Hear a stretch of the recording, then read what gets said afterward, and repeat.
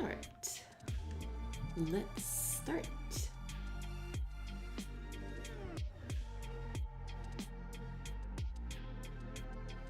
Okay, let's do this.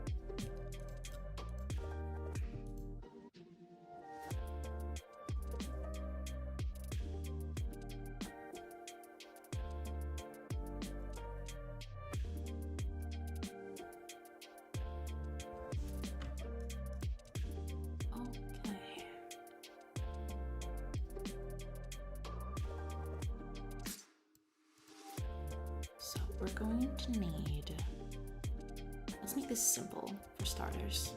I'm just gonna make an attack. Because this one is going to be, oh, didn't I? Yeah, I didn't change the name of this. I really should. Remember that?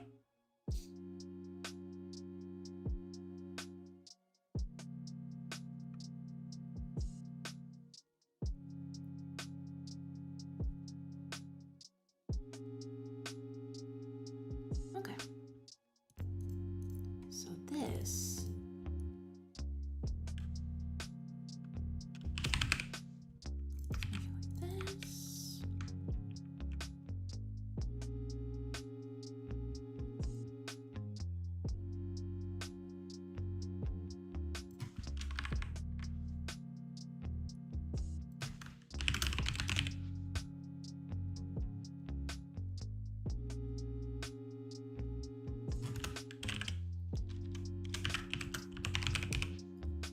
I'm doing this whole code like directly in the code because I don't think any of these are gonna survive.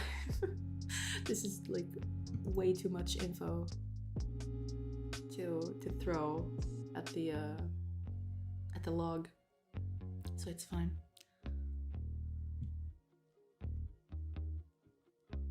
Okay, let's make it a timer of 1 second to move.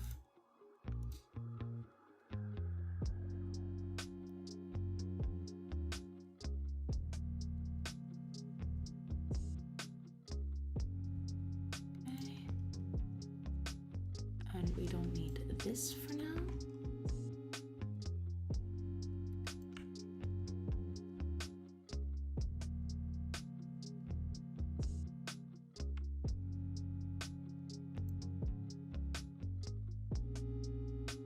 Okay. We're gonna keep adding complexity as we go. So let's just, for now, as soon as you end moving, you attack directly, but it's not gonna be like that in the end, but I'm just gonna keep it like that.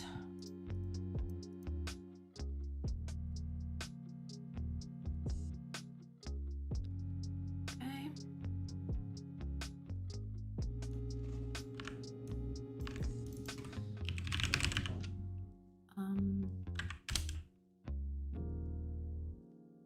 Oh yeah, I haven't declared these, but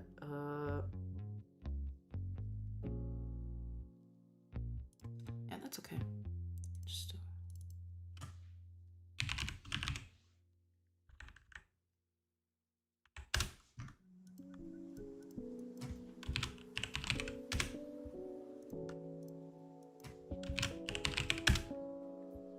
that'll be that. But now we need another one, which is the combat move. And we are going to have a combat attack.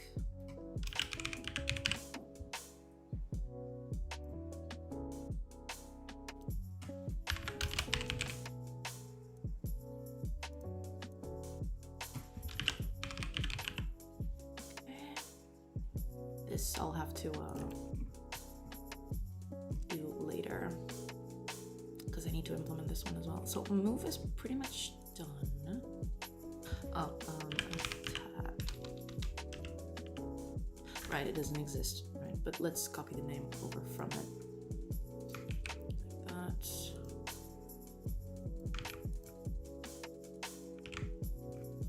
Eventually it will exist, so that's fine. Let's make a new one.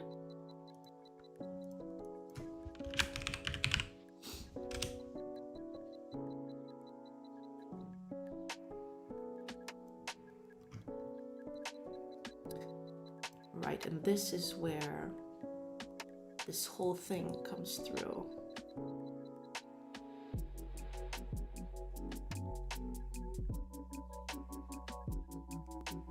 I'm just gonna copy all this.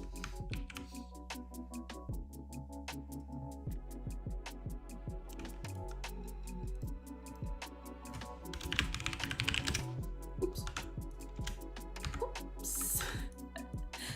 Did I remove the .cs? I did. Okay. That's bad. Okay. Does it now? Did I change the name? I did. I'm a dum-dum. Okay, so that's attack. And in attack, there's this. So this is no longer going to be the one that attacks.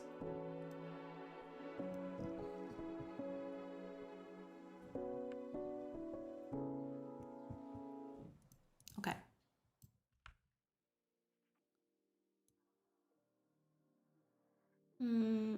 Actually, now that I think about it,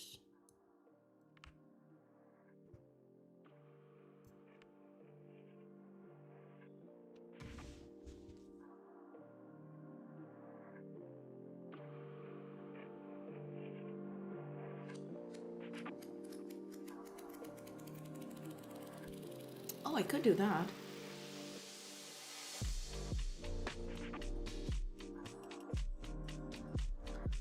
Yeah, I could just go in here and check in the combat thing. We have our turn order. Let's make just an auxiliary class here. Eventually I'll move it off, but for now, let's just call it like combat turn.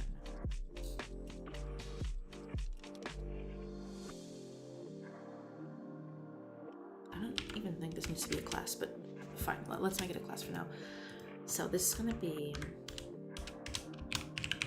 character controller. What am I gonna call this?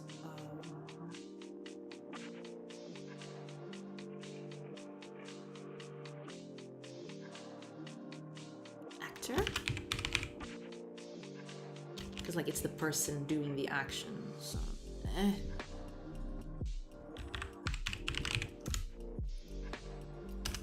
It's got an actor. We're going to need an enum or something like that. Right now it can be an enum. Action.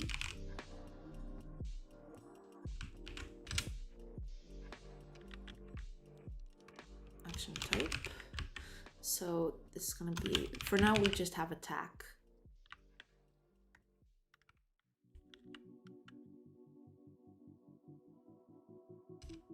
We can also have move in here, maybe. But okay, so public action type, action. And finally,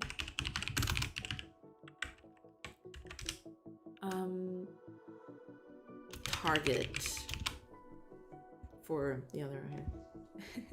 Hi Nines! Welcome, welcome! Hello, hello! Afternoon, how are you doing?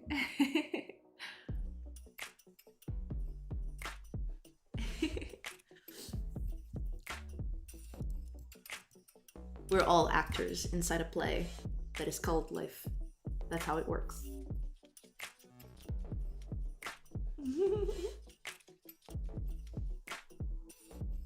Yes, I started yesterday. Because like I'm very camera shy, first of all, but I don't know, I just thought it would be a nice thing to do. I see a lot of other people doing it, so I don't know, I'm trying to get over my camera anxiety. But yes, I turned on the camera yesterday. First camera stream. Yeah. So now you can watch me do all sorts of cringy stuff, like waving at the camera and, you know, pointing at stuff.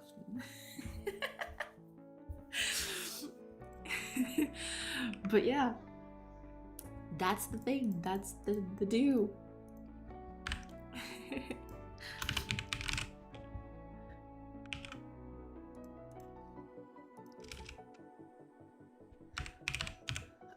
This is not gonna be. It's gonna be public, I think. Yeah, let's make this a public thing. Combat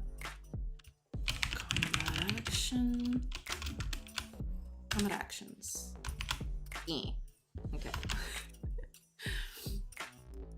Oh, why am I naming it like that? It's not a private field. Oh god. Okay. So this needs to be instanced, of course. So turn order is gonna be that. Combat action is gonna be now. Combat action.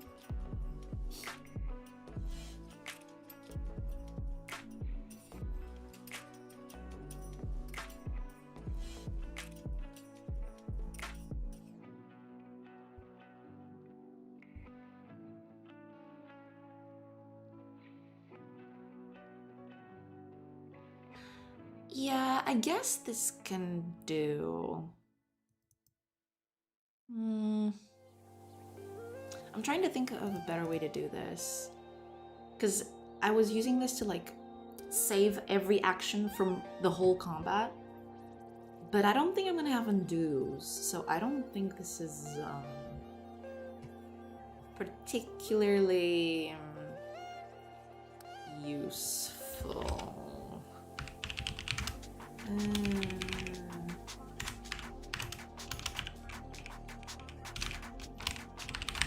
We'll see. We'll see.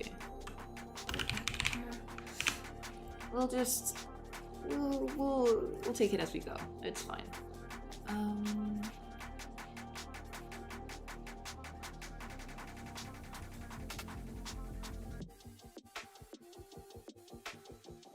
Yeah, I guess. Okay, we'll keep it like this, and then if we see a problem with it, we'll change it later. But for now, I think this will do. Okay, so when it's the AI choice,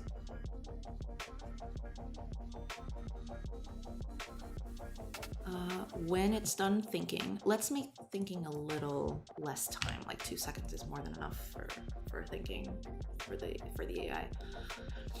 When it's done, instead of attacking and changing the state, yeah.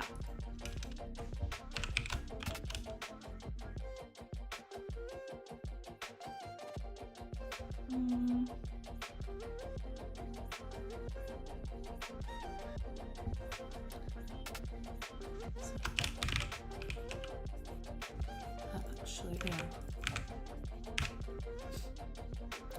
Combat actions count different. It's greater than 0. Oops.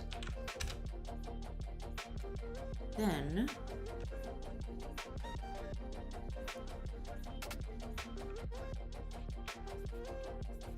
we're going to perform that action.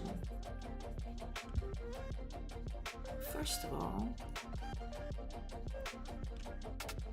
so this is out. This is no longer going to be needed. I'm going to comment this because like this will be useful later.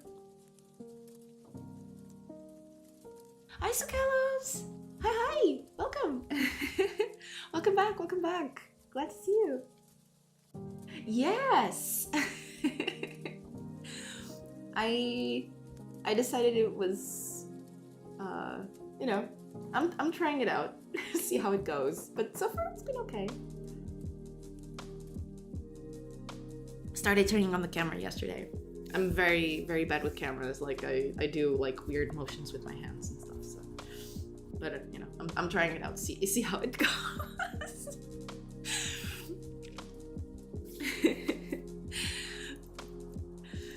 Yes. Okay. Right. So here's what we're going to do. Like this is not going to be. So,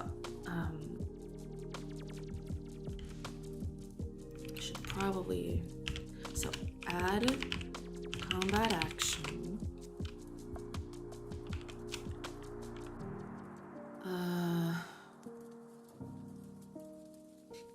Yeah.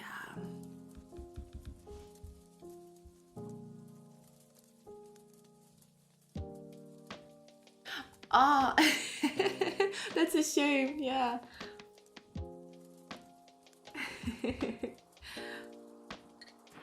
Yeah, my hair, like my hair used to be way curlier than this, like, but I had this whole thing when I was young that I wanted straight hair for some reason, and yeah, I ruined it when I was young. I'm trying to get it, you know, I'm trying to get it curlier again, but it takes its time. We're working on combat. I started yesterday. We got turns implemented. Yeah, rip girls, yeah. It was a goddamn shame. I'm still so mad about my past self. I wish I could smack her in the face. Like, what are you doing?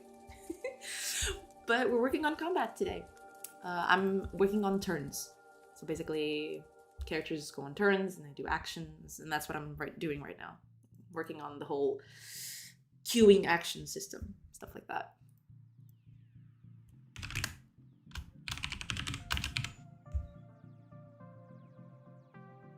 Action, and now we get okay. So we're gonna add 2 because like this is AI, correct? Yes, it is. So AI is just gonna walk and shoot. That's all.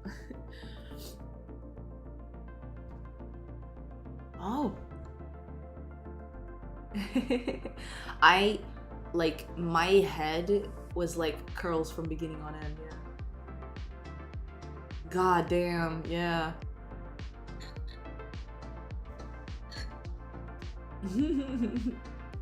Yeah, I'm so sad. Like every day that I look at my hair, like it's a bit better now. And I have to like wash it soon. But like when I wash it, it gets like really good for like a couple of minutes, and then it just poofs, and I get so sad. Oh really? Oh man, I'm jealous.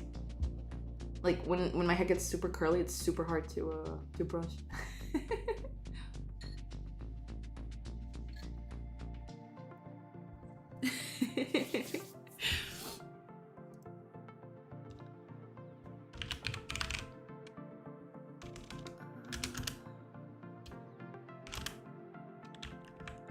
Move.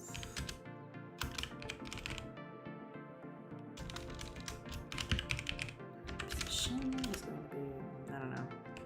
No, we're actually not gonna set it. We're just gonna comment this because it's not this one.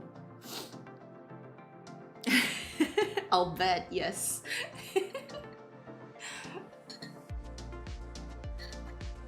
I'll bet.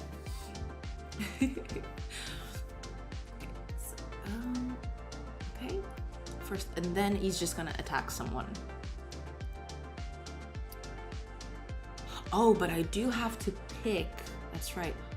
I do have to pick the target here.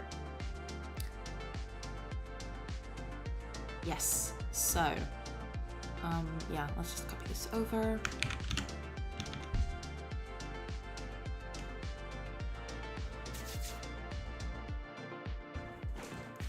Let's just copy this over to here. here. Target actor. Oh, actor is just gonna be current character.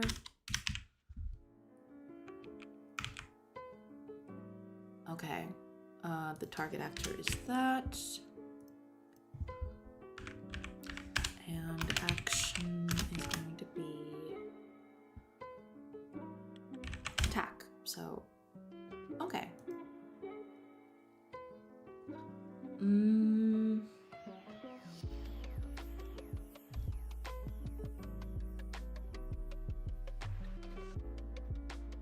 Okay, I need to do something because I was doing this hard-coded, but it can't be like that anymore. Oh, experience using C# in Godot? It's been pretty good. Like, the transition from Unity to Godot wasn't seamless, but it was pretty smooth. And I've been enjoying using it so far. Like, I didn't have to change my workflow or anything. I still use C# just as I used in Unity. So yeah, it's been pretty good.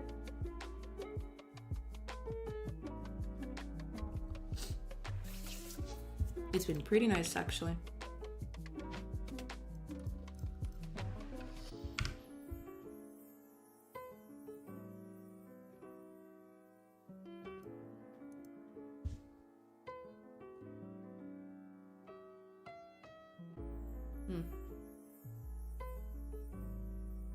Oh, it is?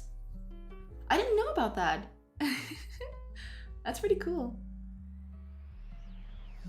I'll have to check it out later. Yeah, I follow him on YouTube, I think, to track his progress. So that's pretty cool. I'll have to check it out.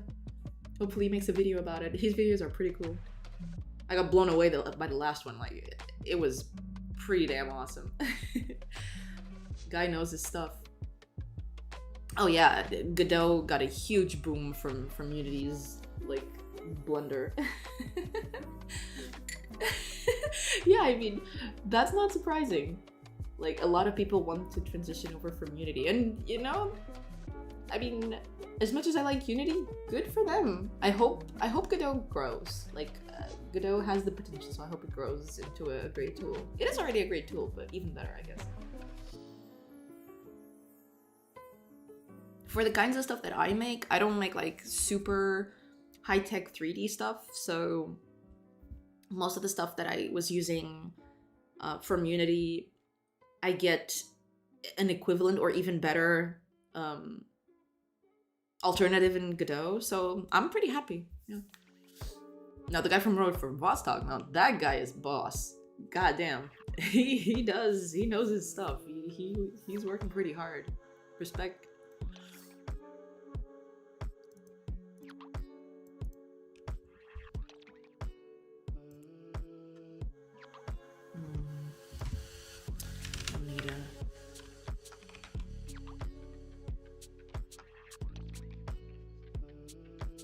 Yeah, I've heard that too, but I don't know, because Nines hits a little point there too. Yeah, I believe it has the potential to become that. Hopefully it will, but there's still a lot of people attached to Unity, and most of people like transition over to either other engines, but especially Unreal. Like, Unreal got a huge boost too. Godot saw a lot of increase there too. Yeah, the Blender took a while to grow, and now it's used like as an industry, like a pro tool. Like, a lot of industries now use it, and I'm hoping Godot gets on that path, because that would be amazing. Imagine all the cool stuff that other people could contribute to the project. That'd be pretty swell.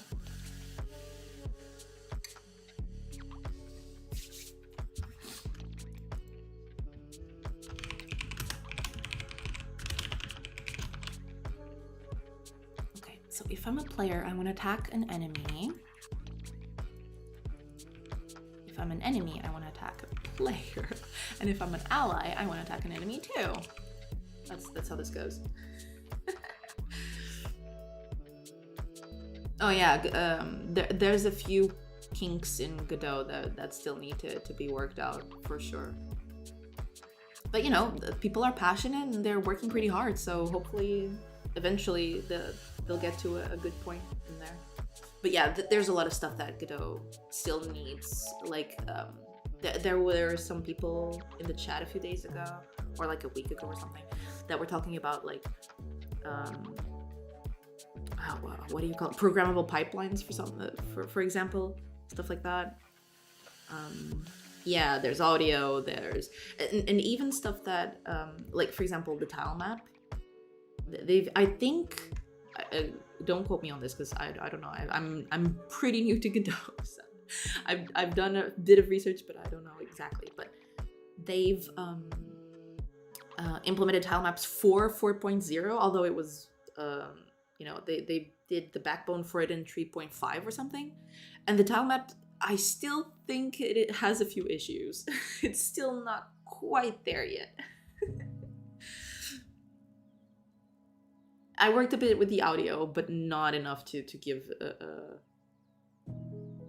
an educated opinion, I suppose. I did the bare minimum just to get sound to work, which you haven't heard because it's all placeholder and it's terrible. It's like just goddamn awful sounds everywhere just to test if things are working. Eventually I'll get good sounds in. But audio is working, so there's that.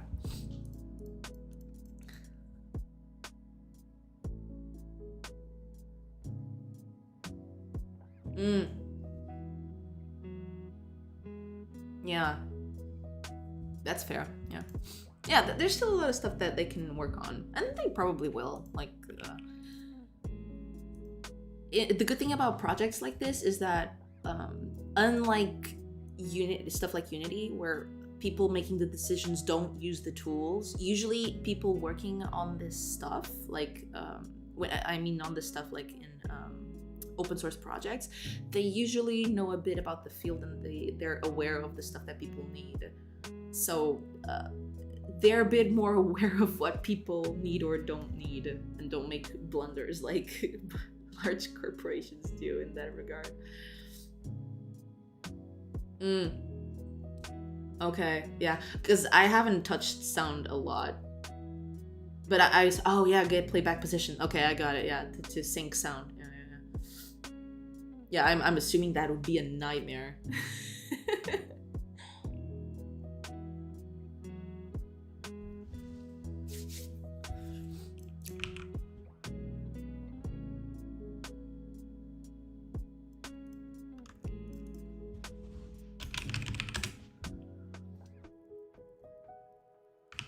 Eventually I'll have to do this differently, but for now it stays like that.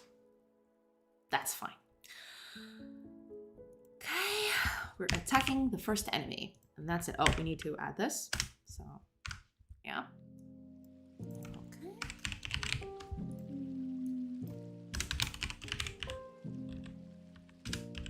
Oops.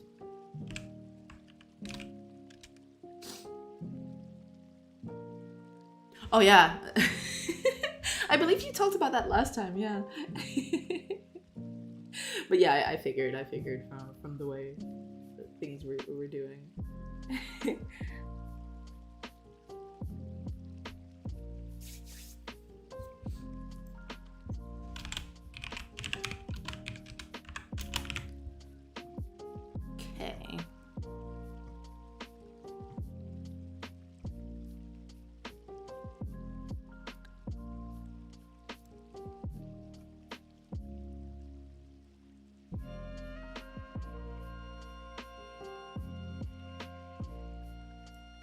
Okay, so here,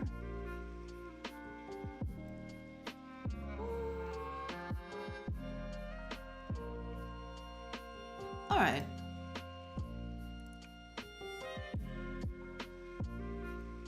Yeah, let's do something like this. It's not gonna be exactly this, but we'll get there.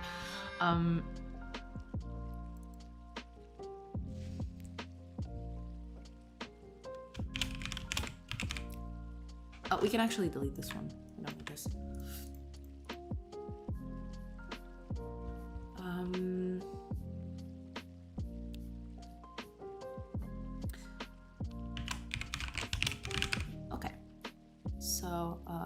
gonna do that. If we have something to change to, we change to that state, and that is done. Okay.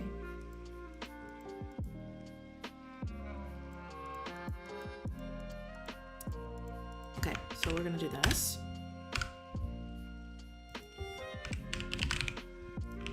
Okay.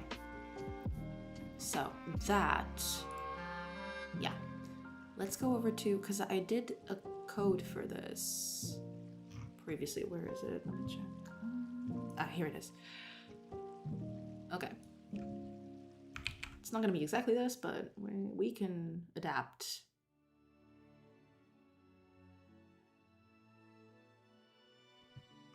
Where did it go? Ah, here we go. Okay.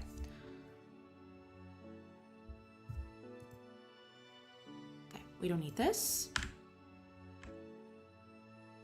Also don't need this. So, okay. So if combat actions, if there are combat actions to be performed,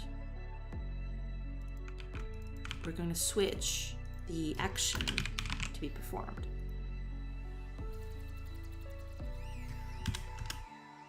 In case it's a move, move. Oh, I haven't. Hold up. Wait, why is this in group 2? What? Okay. Let's generate a read only. There we go. Cool, cool, cool, cool. So now, yes, in case it's an attack, there we go.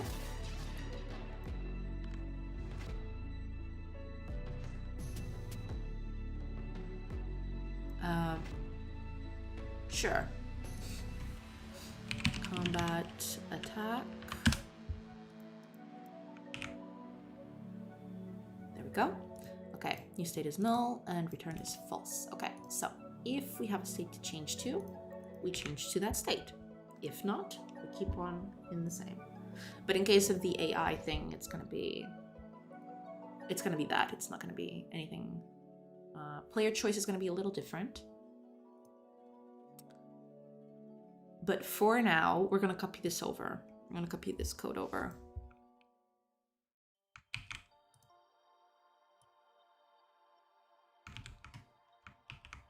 So like players are gonna be AI controlled just as the other characters. But eventually this code is gonna change. But for now we're gonna keep it like that. Okay, let's make this 2 seconds as well. We don't want this to be too long. Okay. Let's move. Oh, there is something. Right, there is something. Oh, okay. Go get that food. If there are no actions, then that, like, we have to check something. So, like, just, where is it? Intern, here it is. So we need to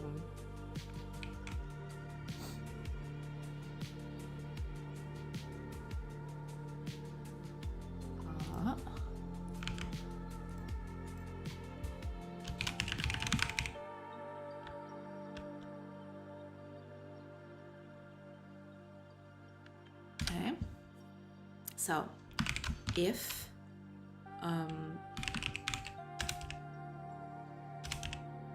faction is 0,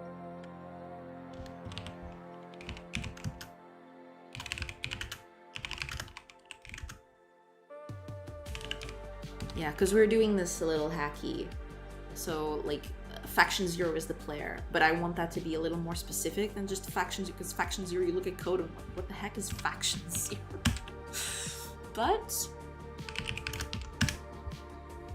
if the character is faction 0, because this is like, we don't have any other actions to perform, but if this character is a player character, we don't want to take away control from the player until he presses end turn, specifically. So,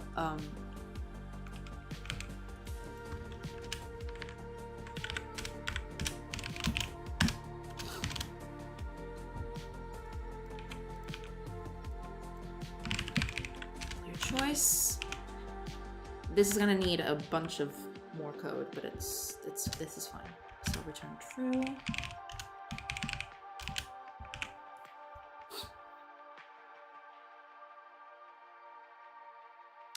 Okay, good. So,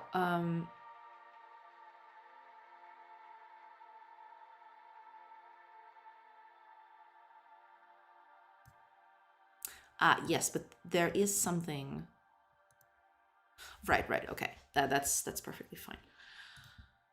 But we need to check something else later. But that's later. Okay, let's do the move.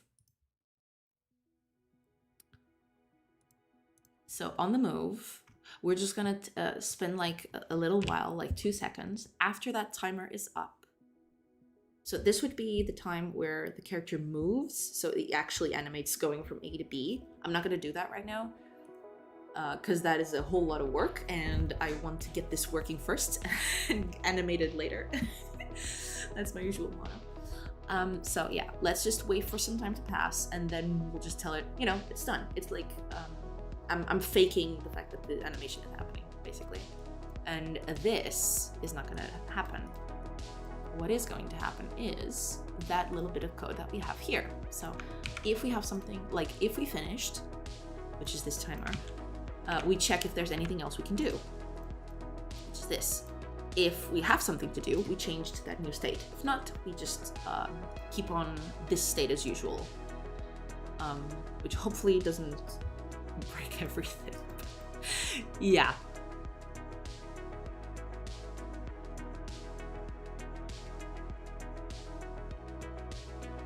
Yeah. Okay. So this is gonna be fun because we need to make a few things.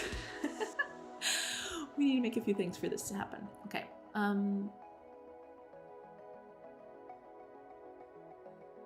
Teriyaki chicken.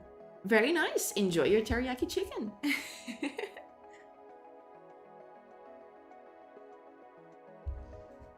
I'm enjoying some nice tea today. Oops, not this one. I'm enjoying some tea today because my throat is killing me. So, tea is the go-to today. As it is most days when it's cold, but you know.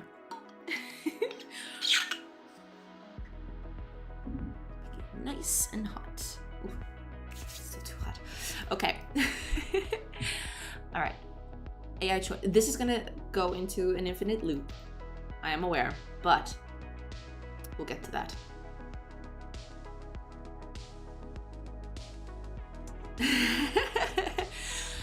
The funny thing is, I actually didn't enjoy tea that much until like a few years ago. I went to a friend's house and she served me tea and I was like, eh.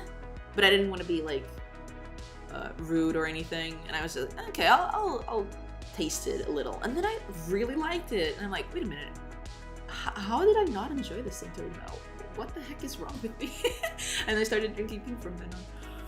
Now it's a staple.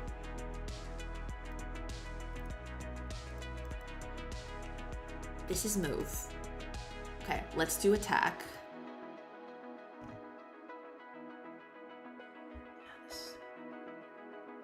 Ah. Yeah, I guess we all go through that. Like, I don't like this drink. But then you taste it and like, this is kind of okay. Here we go. So here's what we're going to do. So the enemy is not going to be that. It's going to be combat actions 0. Dots. Target actor. That's it. So that's the enemy. That's who we're attacking. So we attack. We update the sprites. Oh, actually, I want to do something. It's gonna be fun. Yeah.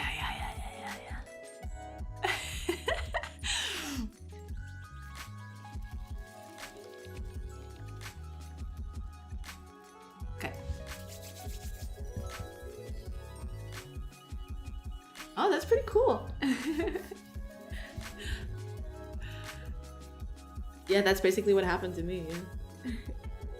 But I can't even remember like why I didn't like tea. I probably took a tea that I didn't like, and I assumed, bleh, like tea just isn't for me. I don't know. I don't know what happened there.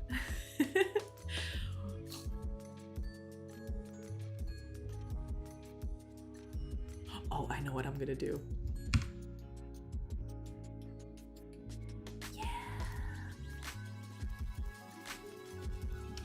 Let's just make a hacky thing, because I love doing this stuff.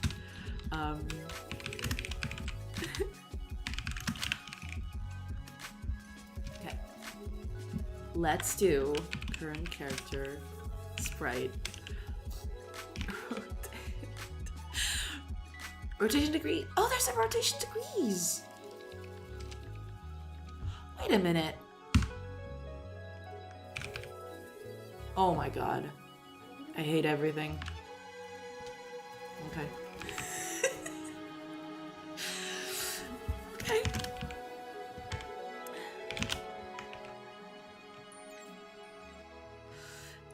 Okay. So,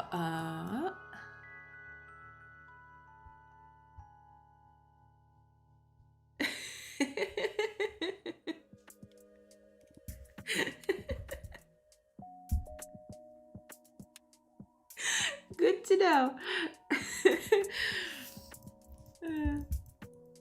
That's some good to know stuff.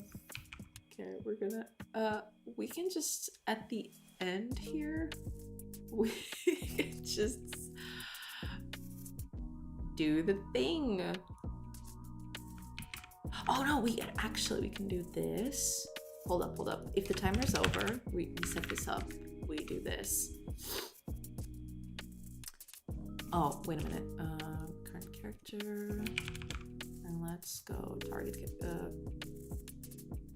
Target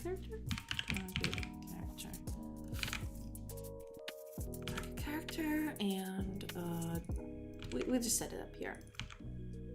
Go. There we go.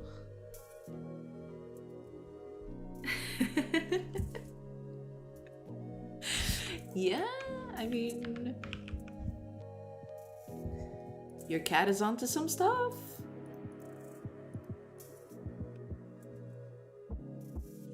Okay. Yeah, let's do this after we attack, because we get a little bit of animation if we do this.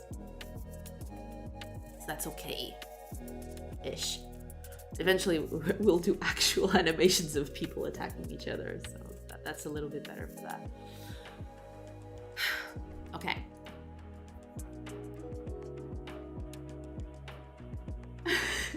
Yeah, I heard cats usually like to cause some shenanigans. I have a friend with which has passed through several cats, including ones who aren't hers, because she babysat a cat once.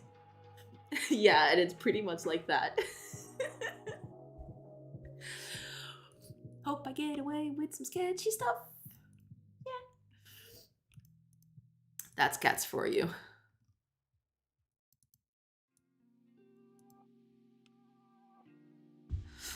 Okay, so this is our animation. It's gonna rotate in degrees. It's just rotation. That's it. She knows you're onto her. She absolutely knows you're onto her. Okay. We attack. Then we update the sprite. Cool. That should be it. No, but here, should I end the turn here? After I attack? I'm probably can do that. Yeah, let's just assume that once you attack, you end your turn. I don't want to do that right now. I want the option to like attack and then fall back. But yeah, for now, we'll just keep it like that. Let's run this and see if it works. It'll probably crash and burn, but let's give it a try anyway. Yeah, she wants to be warm and cuddly. That's way too many things happening. Hold up, something is wrong here. What's happening here? Okay. So, player choice. What is happening here? How much is this timer? It's 2 seconds. Okay. Did I say? Oh, there's one thing that isn't saved. And it should be. Why you no save? She asks, knowing the fault was hers. Okay, but this is still not correct. This is going like... Oh, but wait a minute, there's an error in here. Okay, this is an editor error. It's not mine, okay. Why is it going immediately? What's that? Oh. Okay. It immediately ends.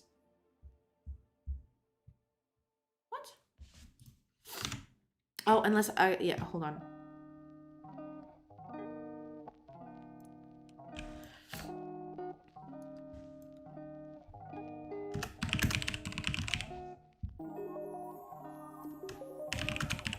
Let's just change a few of these things just so we know what we're dealing with. Because I forgot to change these. Yeah, back in the other one we had we were doing everything in one single state, but now we're not anymore. So we need to change that.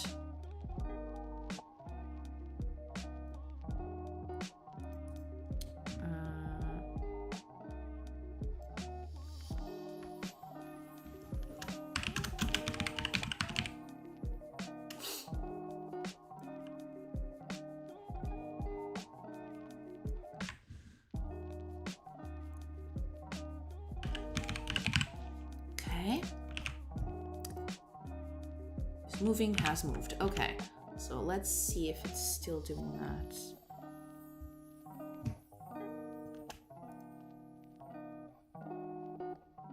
Oh, interesting.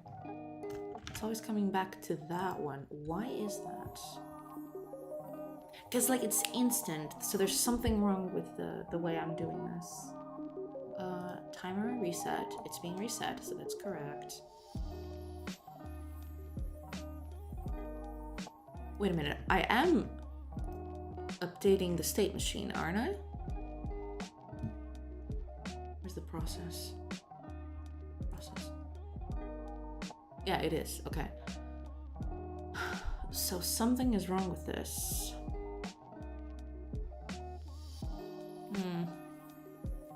I wonder what it is. Well, let's debug this, see what we find.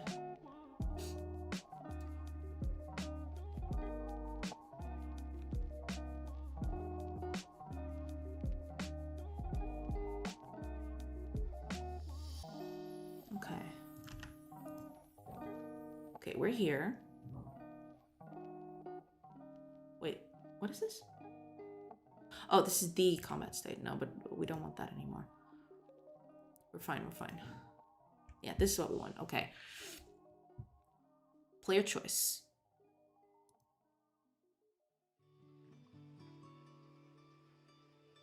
Wait, is this actually returning anything? There's nothing.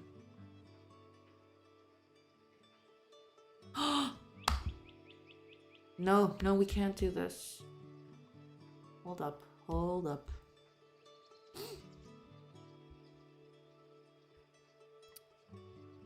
Yeah, this has to be inside the other if. It has to be here. It's after the timer that we make the choice. This is all because we don't have commands working yet, so that's why it's a problem. So hopefully when we implement commands, it's just going to be once you set the command, you just change the state immediately.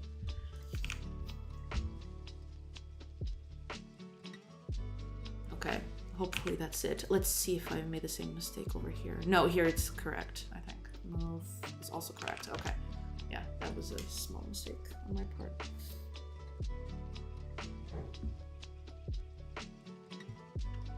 Okay, combat. Characters choosing. Characters moving. Oh, it's always moving. Oh, I know why. Okay, hold on. That was also a thing on my part. So it's done. So we need to remove the moving action from the thing. So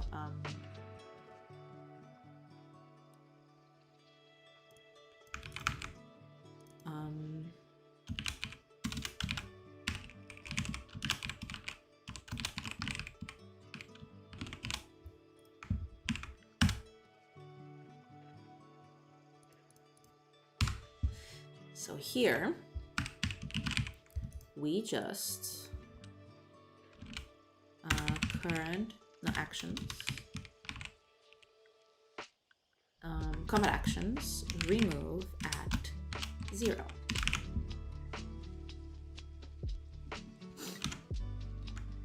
So we finished moving, that's done. So that's no longer on the waiting list.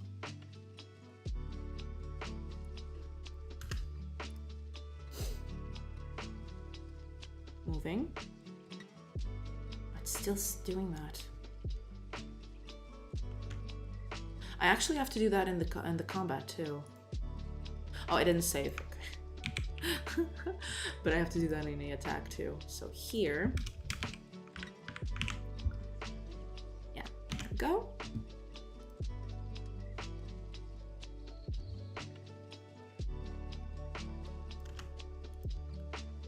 Choosing, chosen, moving, attacking. Yes, it's rotating. Oh, but wait a minute. It didn't. Wait up. Oh, we lost. Okay. So we need to. Maybe I should have a button for this. I like to do this. Yeah, rotating the characters to symbolize like animations while I don't have animations ready. Like they just rotate in random directions. I love doing that. It's so funny. Like my first I'm not gonna call it prototype because this was a few years ago, but it was technically the spiritual predecessor to this game. I did the exact same thing. Like when I was implementing combat, it was just like that. It was rotation for animations. I don't have animations, just rotate them in random directions and it'll be fine. Okay, this should be. Let's make so we always win, so I can test this a bit more. Here we go. Yeah, pretty much. Yeah, I love doing that. It's so funny. I should do that now that I think about it. Yeah, the attacked person gets red. Yeah, I'll have to do that in a bit. First, I want to figure out what the heck is happening here. Okay, let's see. I want a party of 2 people just so we can always win. Just so we can keep testing. And then we're gonna make like huge parties so with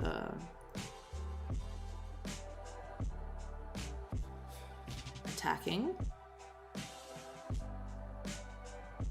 Oh, this person doesn't get knocked down. Why not? Wait a minute.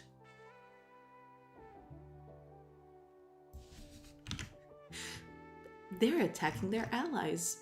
Oh no. Oh, I forgot to do this. No. Stop. No.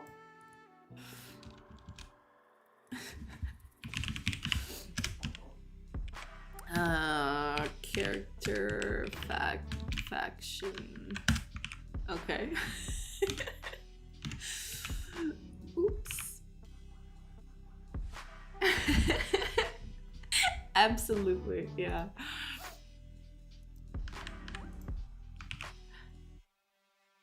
Yeah, like they're all like moles in this place. Like it was the spy was all along.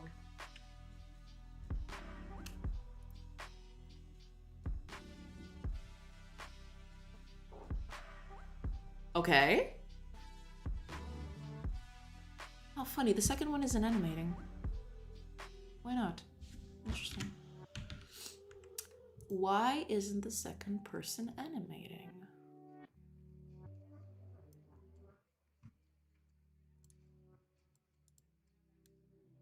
Hmm.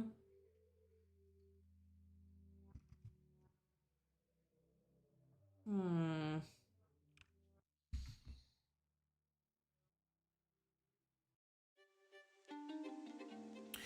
We're gonna do something different. This will help me.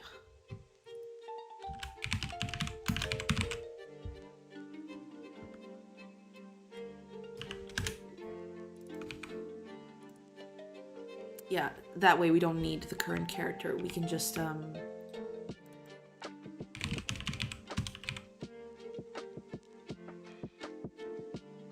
wait a minute. Oops. Stop there. There we go. Hi, Elite Stomper. Hi. Welcome. Well, transition is pretty much done. Like, I have most of what I had in Unity. Now it's ported over to Godot, and it was pretty nice. Yeah, I'm working on new stuff now. So the transition went pretty smoothly, despite the bumps here and there. Most of the stuff that I've had issues with was stuff that wasn't in the Unity build yet. It was a whole thing. But yeah, like it's going pretty smoothly. Thank you, and welcome to the stream. Okay, so yeah, action actor. There we go. Character.name. There we go. Yeah. So I've used C# for a long time. I've been using Unity for like upwards of I don't know. I didn't start with C# immediately. Like back when I started my game development career, I wanted to make like game engines. So I started making one, and that was C++, and it was a whole thing. But then I switched over to Unity.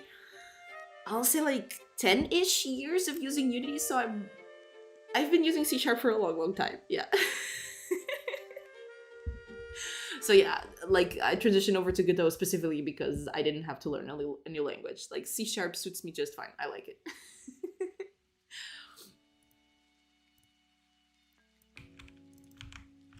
Oops. Oh no.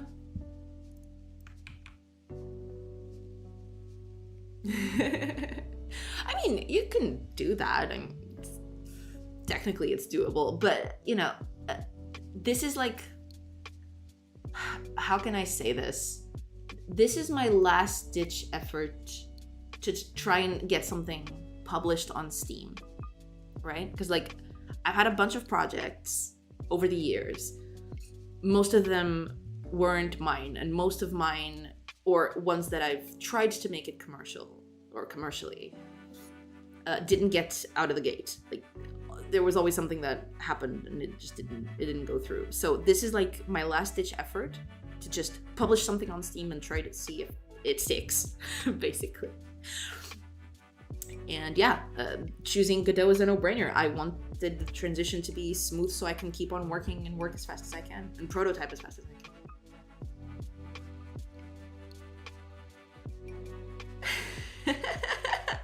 But yeah, that was B.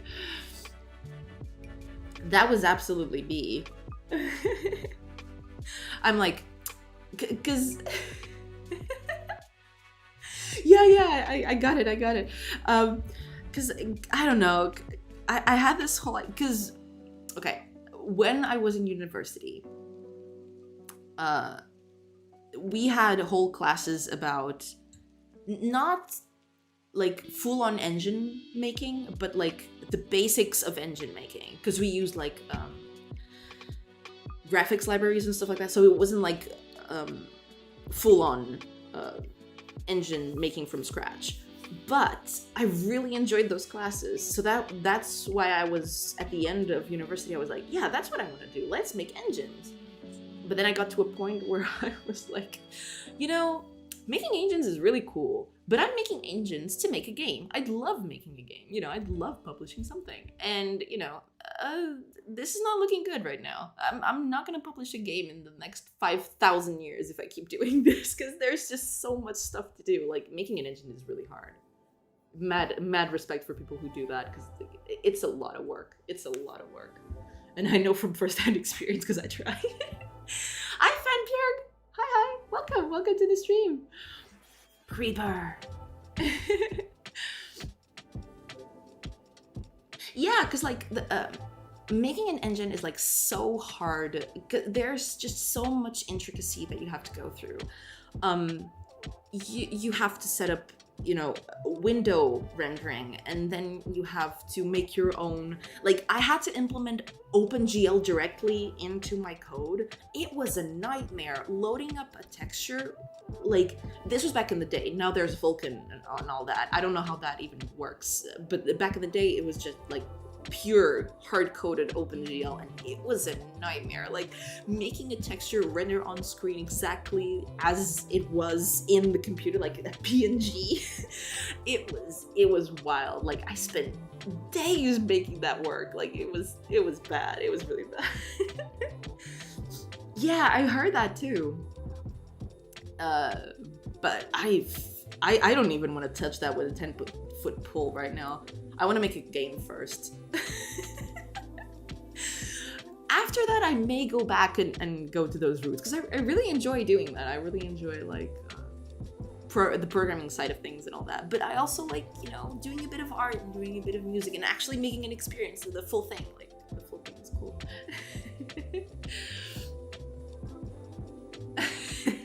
Well, not making code is pretty fine. Like, there are a lot of jobs in the industry where you don't have to code at all. That's okay.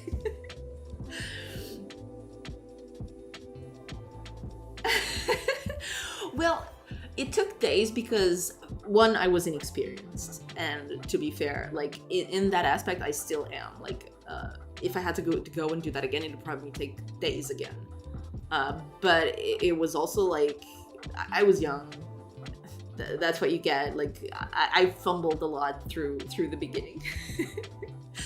And then I discovered Unity some two years later.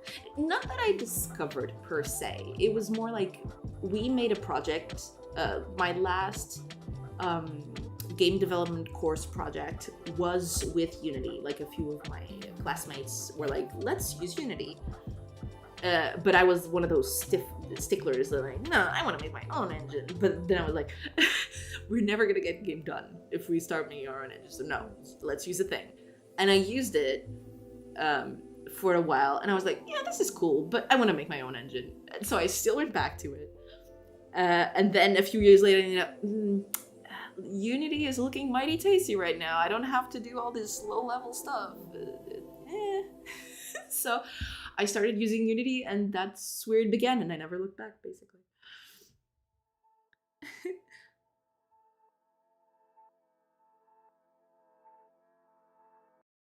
God damn, mad respect, Fanbjörg. That is wild. Yeah. I don't envy you in the slightest.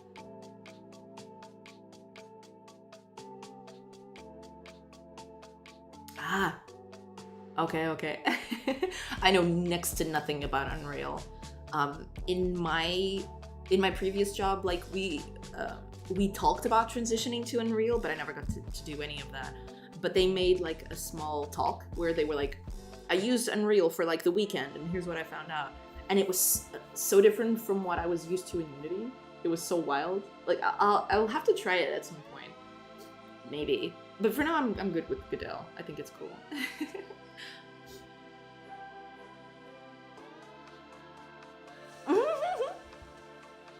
I mean, it's not that you shouldn't. I mean, I think it's important for you to understand the basic workings of it. Just so that you can provide better feedback for the people doing that. So, you know, it's not, you're not going to lose your time by doing that. You know what I mean? So it's fine. Like, you don't need to know every detail and code every little thing, but knowing a bit about it helps a lot when you're talking with the programmer who's going to do it. Yeah.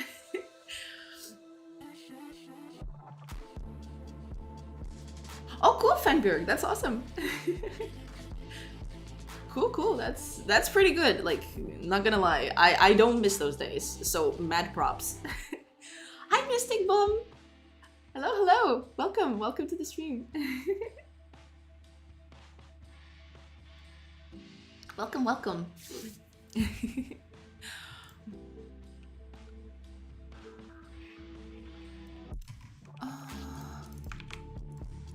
Oh yeah, I was doing this because this is a bit better. Yeah. I remember what we were doing. It's fun. This is fun. So that way you don't need to track this. Oh my gosh. Just reading that triggers my engine making PTSD. Because I know that pain. Yeah, that is like messed up. But I'm glad you're powering through it. That's pretty awesome. What are you making that for? Are you just making like a 3D object visualizer, or do you actually want to make a game with it?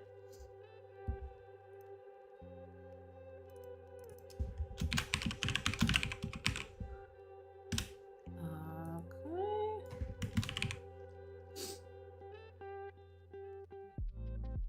Oh no, I'm sorry about that. Yeah, I used to do this. This game was usually in Unity.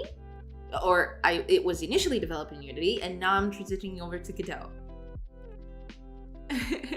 So no, you're probably not. I mean, if you have a sort of question that I can answer, I might just, you know, I know a few things still because like I've used Unity for a long time. But yeah, I'm trying to transition. Oh really, Fenbjörg? Oh, that's pretty cool. Wow. Nice. Okay, I can see. Oh my gosh, I can see how that could be. Like, yeah. You're mixing Nintendo DS tech in there. Oh god. Godspeed. That's all I can say.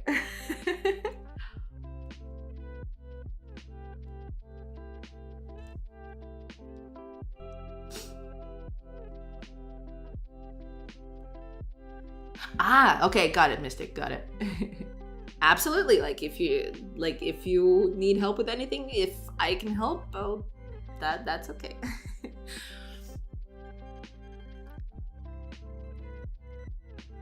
Cool. Yeah, easily is doing a lot of work there. I don't think it's gonna be easy, but eventually you'll get there. I believe in you.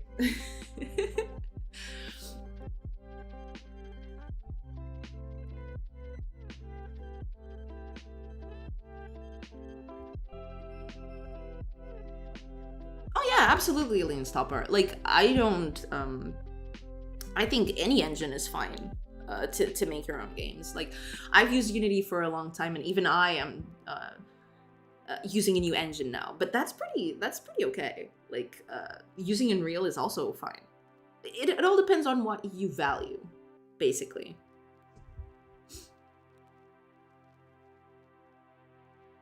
Yeah. Making a preview is always cool.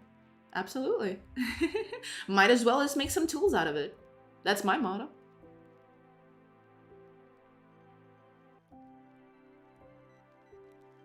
Ah, I see.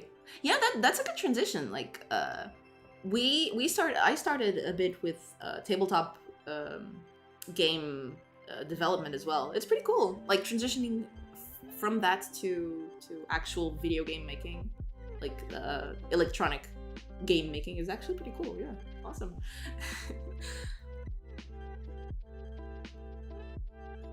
Yeah, I figured. I figured, Fender. Ah, I see. Okay. I mean, if there's anything that I can tell, because like that was my progress as well. Like I went from 0 to C++ like in a heartbeat.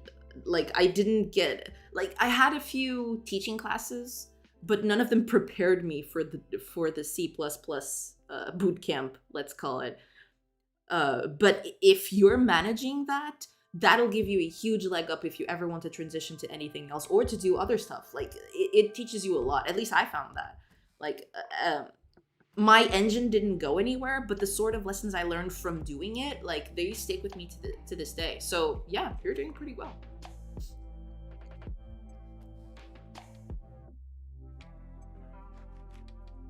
Oh yeah, Elite Stomper. Yeah, like from what I've heard, Unreal like has some very good tooling because like they make great tools for like because like a lot of people from like even cinema and other industries use it because their tooling is really good. So yeah, using Unreal in that aspect is like it's pretty fun. You can do it, Mystic. You can build your thing. It'll be hard at first, but eventually it'll click. That's all. That's the best advice I can give you. Oh yeah, absolutely, Fanberg. I found that a lot too. Like at the beginning, I didn't know my left hand from my right hand in C++, but with time, like I'm not a pro. I'm not a pro by any means. I'm still not pro, but I learned a lot by doing that, and you will too. I am absolutely sure. Yeah, that happened to me too. Like I did a bunch of rewrites.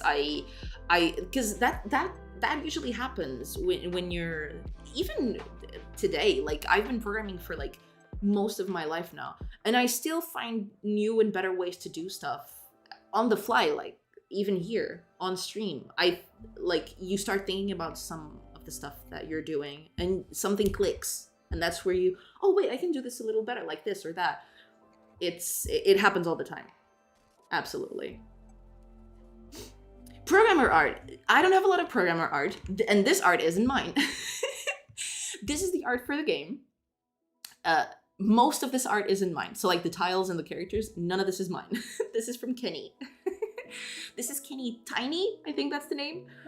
So yeah, this is the art for the game right now. You can walk around, and they don't animate at all because none of this is made.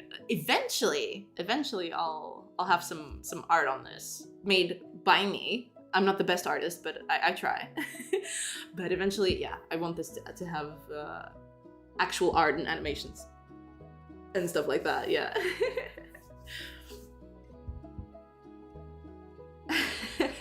Programming isn't just for smart people. Programming is for everyone. It's just a matter of, it's a different mindset. I see that a lot because like I'm teaching another person to program right now. And yeah, it's just a difference of mindset.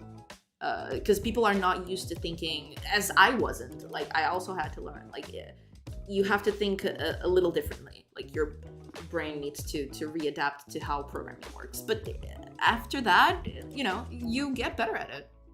You don't go full pro in a day.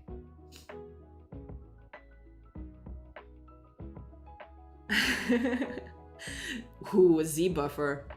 Cool. I don't think I ever got to that point in my engine. I was still trying to do like a lot of other stuff, but I don't think I ever got to rendering that deep. I did do rendering, but I didn't go as deep as Z buffering. Or maybe I did. Oh man, it's been so long. I don't even remember anymore. Oh yeah, absolutely. Like, if you want to focus on logic and not the art, modding is a great way to do that. Yeah. Depends, Mystic. If you want to do realistic 3D, it's probably going to take you a very long time. You can, like, there's assets to do, or to help you, basically. But 3D is usually harder than 2D. But as always, as with everything, it depends on what you want your project to be. Like, if you're going for realism, if you're going for very human-like animations, if you're going for stuff like that, it's really hard because like you have to learn a lot of systems, you have to make a lot of stuff work. Yeah, so just be prepared for that. But if it's simple 3D, you can get away with quite a lot. Like, you can do pretty simple 3D and it isn't as hard.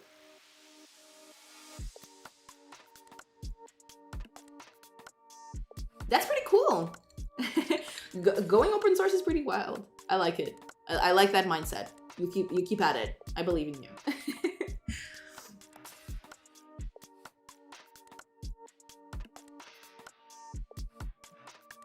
I actually never checked out those courses, the ones that Elite Stomper is talking about. I never actually checked those.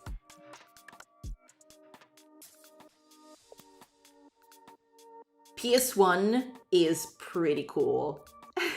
PS1 style, like, okay, here's a here's a little secret. Like, I want this game to have PS1 graphics. I don't know if I'm gonna manage. Like, I know I'm doing this all in 2D. I know that. But eventually I would love to make this like PS1 style, because PS1 3D is like my jam. And I am saying this as a person who never owned a PS1. I never got to own one, but I love that aesthetic. It's just great. I love it. I'd love to do a game. I'd love to make this game on that. But for now, I'm just working on logic, so, you know. Which is part of the reason why I always try to decouple logic from rendering. So hopefully, you know, if I manage to actually do 3D, I can do that a little easier. Yeah.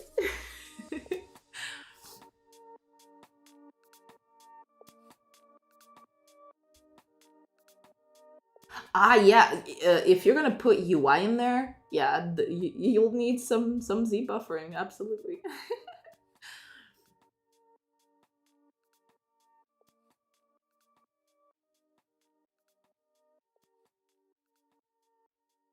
I see.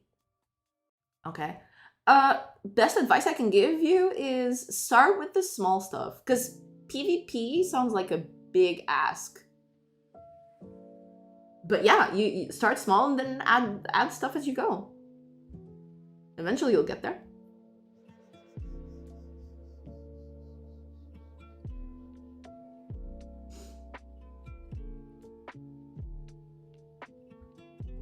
I see. Godspeed, Fanbjörg. Again. Because, like...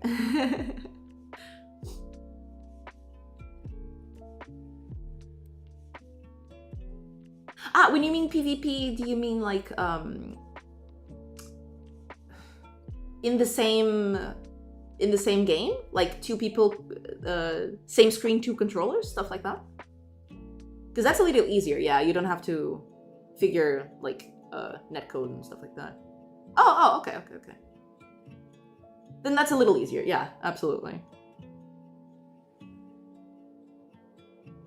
Oh, yeah. That happens all the time, Fanbjörg. That happens all the time. I could do this in 2 days. 2 weeks later. Oh, God. This wasn't anything at all what I was expecting.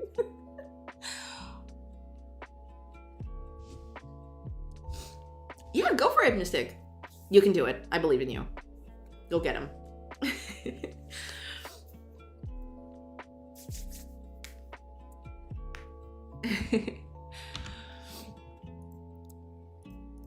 Oh God. I'm actually losing track.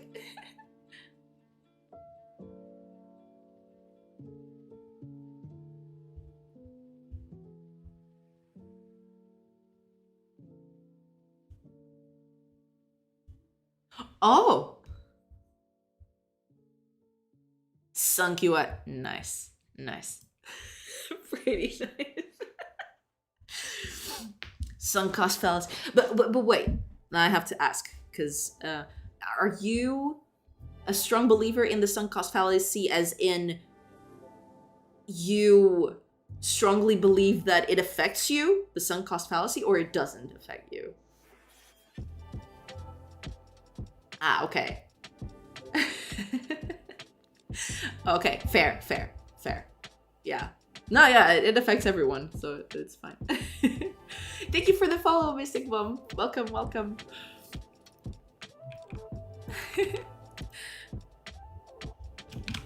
Because I think it affects everyone in a small way. So you're not alone. It's fine. It's getting a little dark. This light is really low key, so you probably won't notice a lot of difference. Eh.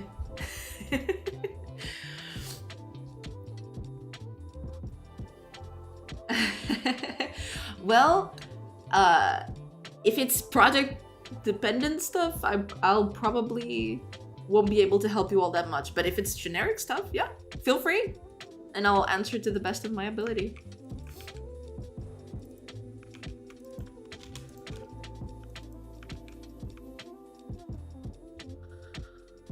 Okay.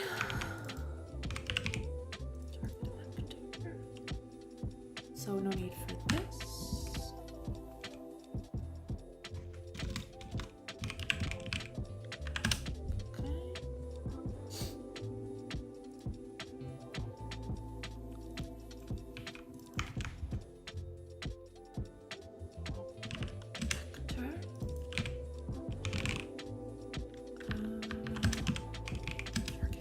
Okay. Actor is gonna rotate.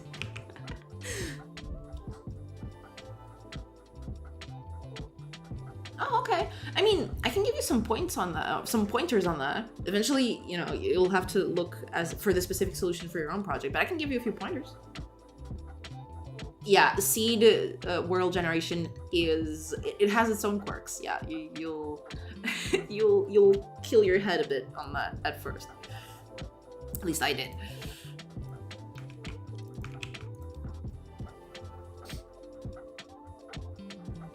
Oh yeah, absolutely. I have it in the game. Let me.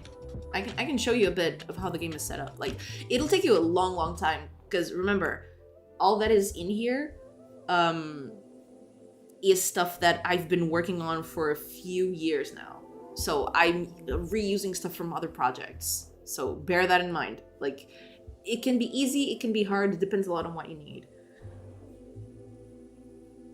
I can show you, but yeah, so you can see, like, every time I do this, this is just increasing in size, so this doesn't actually change the world that much. But if I seed it differently, you can see, like, the world is, like, done. Let me just full screen this. You can see the world is done differently. Like, it's all different, right? And then you have a bunch of stuff here that I can change, like the way the world generates and like how everything just just crashes and burns once I change a single value, because, you know, that's just how it works over here. But yeah, there's a lot, like, that can go over. It all depends on what you need. Let me check. So world generation. Let me show you what I have for world generation. Where is it? I think it's here. This is the code for world generation. And this takes, like, this is world generation, but it has a lot of other stuff in the background, because, like, you need to store this, you need to do stuff like this, you know? So see, this is where you get the randoms, and then you use those randoms to determine the values. Here it is. So, like, the world decoration, that's done through that. This is world generation. And you can use, like I used Perlin noise. I actually implemented Perlin noise because I wanted to understand how that works. So I actually implemented Perlin noise for me. And depending on what you need for it, which is what I also have here, is you need searching algorithms so you can determine paths. So, for example, over here, when I build these roads, you see here, these roads over from settlement to settlement, this is like an A-star algorithm to check, like, where to go and which cell is the best to build on. But yeah, you'll need a lot of doing that.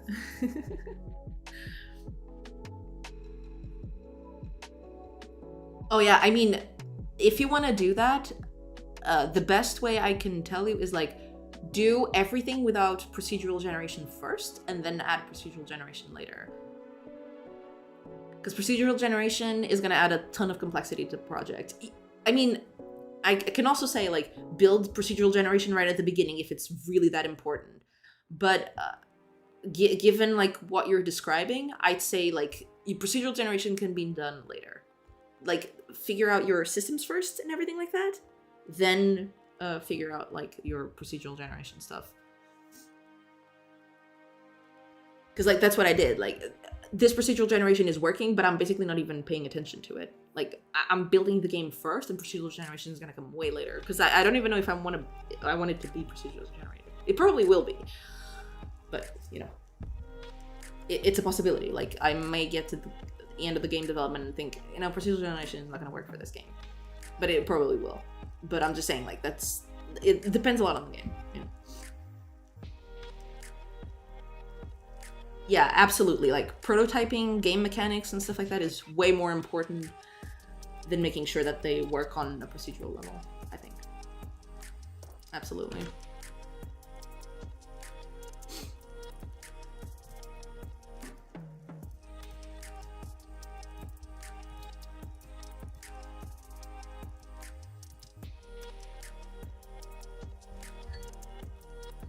Okay, let's...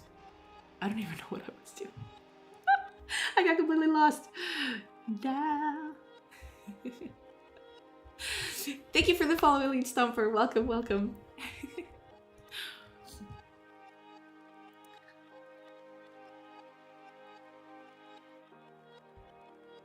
Yeah, that's why it's very important. Like, plan the stuff that you want to make. Like, do it wherever you want to, like a text file, a piece of paper. Like, jot down the stuff that you want the game to have, and then put priorities on that. Like, do the stuff with the highest priority first, because that's going to be the most important for your game to function. Stuff like procedural generation, unless it's like key to the game itself, which usually it isn't. Like, most of the procedural games that you see, if you took the procedural generation out of it, they would still be cool games. You know what I mean? If you take out the procedural generation, like, they'd be boring in terms of like, if you play them too many times, they'd all be the same experience. But in terms of like mechanics and stuff like that, they need to be good without the procedural generation tacked on. So yeah, very important. Prioritize. Make sure you do the stuff that is most important for the project first. Because you want to test out, like, you can actually get to the middle of the project and think, you know, this doesn't work. And you'll have to rethink how you're doing things.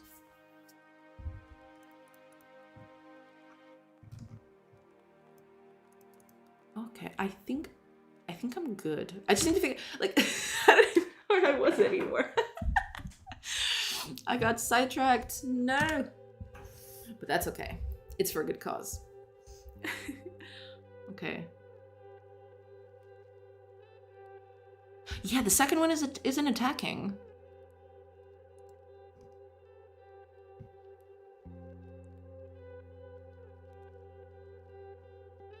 Wait a minute. What?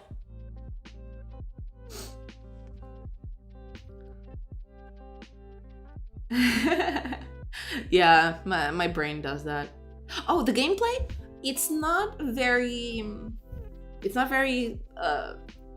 fancy right now, but I can show you definitely what we have right now. This is the world map. This is where mostly of the action is gonna take place. Kinda, sorta. So you own this little settlement. You can't see it because like the character's on top of it, but this is your settlement. The idea is your settlement is constantly being attacked, and you have to manage your settlement so it can get good defenses so it doesn't get destroyed. You do that by going into the wilderness, so you go over the map, and you collect resources to bring back either to your settlement or to sell to other friendly settlements, which are these. You trade with them, so you can get resources that you can bring back to your base to improve it. You have a bunch of heroes. Kill all the animals. Yes, yes, absolutely. Slaughter everything. No, I'm kidding. But like, this is the make camp here. So at certain points, you can camp where you are. It's not, it's not pretty or anything, but while you camp, your characters can do several actions. So for example, right now you can hunt, which is this little button here. They have levels for that. And you have gathering, which is like turning herbs or plants into herbs that you can use for medicine and stuff like that. Eventually this will get a bit better. Right now it's just testing. That might be an option. That might be an option, just to go to the source of it and just destroy everything. Yes, that might be an option. That is on the table. But yeah, so you gather resources. So you see there are 8 animals and 10 plants in this specific, around this camp, which doesn't look that good, but So as you pass the time with people with certain jobs, you get resources. So you can use those resources to trade with other cities. So let's just go over.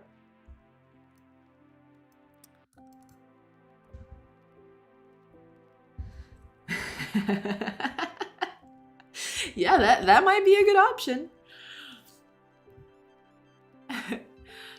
Bear warriors, I approve. So yeah, this is a friendly settlement. Eventually I'm hoping that there will be like unfriendly settlements, because that's where the enemies are coming from. But yes, so you visit them. This doesn't look that good, but you can trade with them. So you can sell your stuff, and eventually these cities will have their own economy. So like certain cities are good for selling certain items. So you go there if you want to sell a certain type of item, so you get more money. But yeah, you can sell a few of your items here for money. I'm gonna sell a bunch of these so we can get a lot.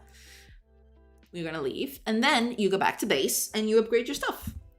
You get attacked along the way. It doesn't happen right now because we're still working on combat. That's what we're doing right now. But yeah, you can get attacked during your caravan. While you're going with your caravan, you can get attacked and all that stuff. That's what we're working on right now. But yeah, once you manage to get safely to camp or to your base, you can visit it. This is your base. It'll look better once it can be upgraded and stuff like that. But yeah, you can use the base to improve the heroes that you have. So if you haven't noticed, here in Make Camp, these are your 2 heroes right now. I usually start with 2 heroes just for testing purposes, but this is probably going to change later. But these are your 2 characters. They each have their own levels and specialities. So this one is a good hunter, and this was a good gatherer. Mainly because we made them hunt and gather all around this. But yeah, when you go to camp, when you go to your base, that's what I meant, you can do other stuff. You can do stuff with the resources that you've collected. So like you can use your coins to recruit people to your party. I'll show you the party later. Right now, the party display only happens in camp. I have to work on that. But you can also use that to teach your heroes stuff that you need for them to get better at doing a job. So here when we make camp, you see we have a bunch of people now over here. We have a bunch of people here.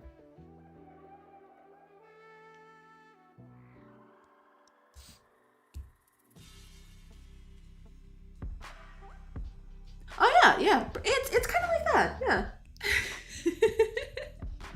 Yeah, it's kind of like that. So the idea is basically setting up an economy while you have to defend your base. And trying to not get your resources get taken away, trying to keep your allies safe as well, because if they get destroyed, you don't get resources back anymore. Yeah, stuff like that. That's basically going to be the game, hopefully, with a little bit of story here, but I'm not going to go into that right now because like it's still very, very up in the air. But yeah, that's the thing. That's going to be the whole game.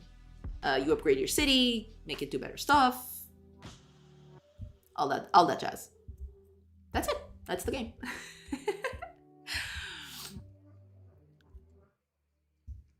That's what we have right now. So what we're working on is combat. So when you, oh God, we have so many people now, I completely forgot.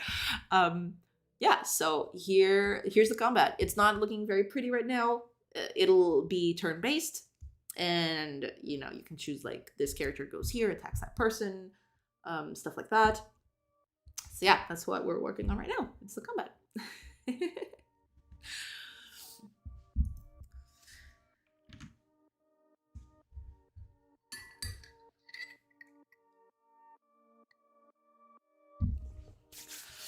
And I'm trying to figure out why it's doing what it's doing, because it's doing like some really wacky stuff. It's not animating the character, and I'm trying to figure out why that is.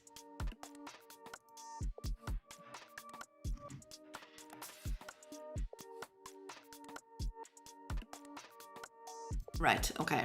Yeah, this is current character. So this has to be current character. Because like, there are no actions yet, but this is action already, and this is action already. Okay, let's try and figure out why that is happening.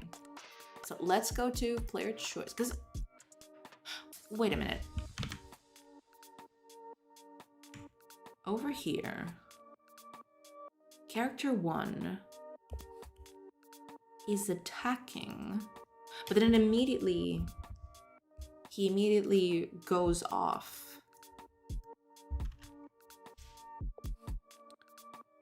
Why is that? He's attacking. That guy gets knocked. But when that one attacks, the second one doesn't animate. Why is that? There's no errors here, is there? No. I don't. Yeah, there's no errors. Okay. So we have to figure out what is happening here. Why is that? Let's figure that out. Let's run this in debug mode.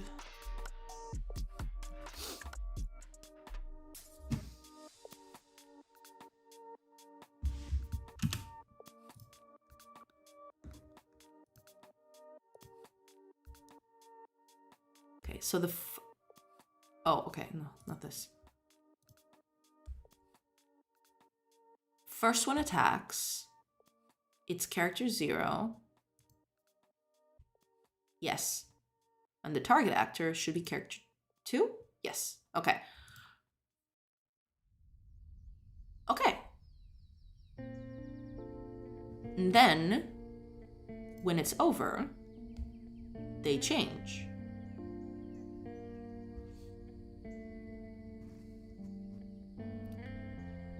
The timer for this is like 1 second. Okay, that's fine. 1 second passes.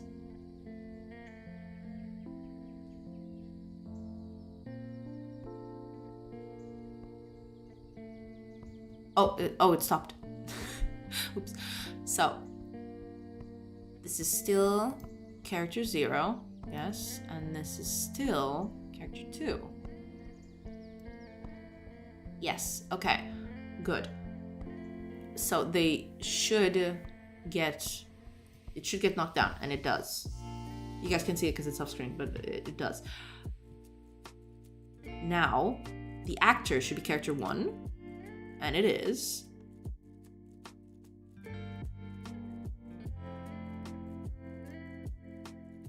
Yes, target actor should be character 3, and it is.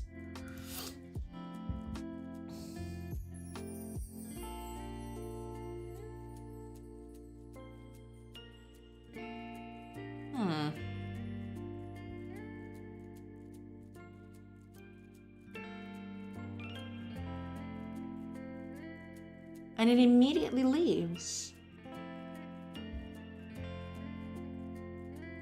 It doesn't even do this. It doesn't even get here. Oh, I know why. Okay, I know what's happening here. Okay. At least I think I do. So here over on combat, every frame, we're checking if the combat can end, which means that everyone is, defeated. but that can't happen every time here. This can't be done on process. This can only be done when you end the turn.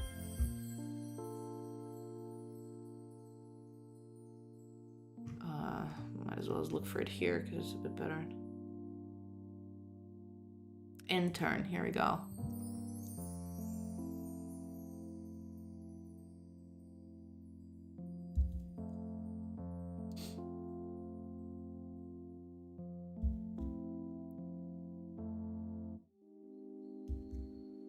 Okay. That's cool and all, but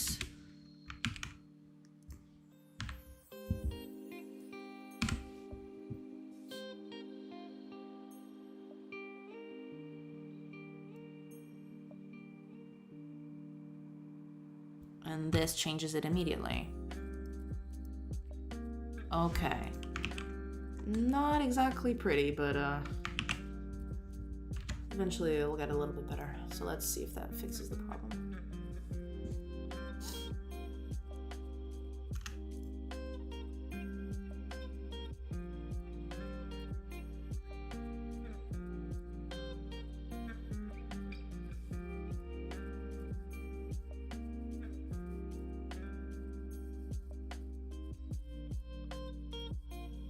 What?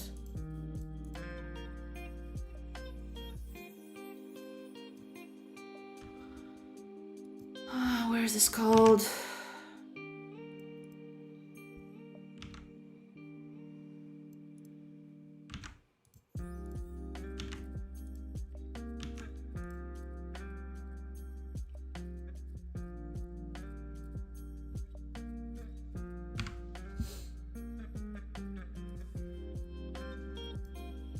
Right, okay. Yeah, I need to do this a little differently. I wasn't hoping we didn't get to this, but I have to. There's no choice. This has to happen.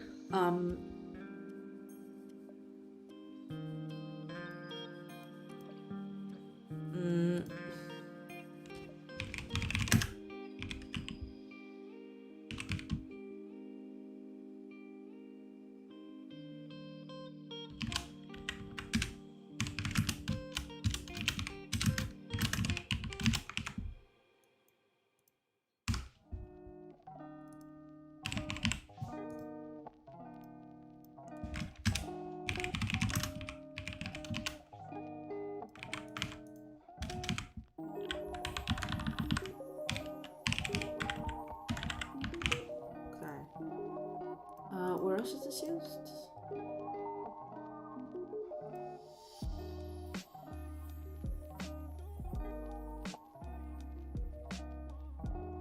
Okay, that's fine.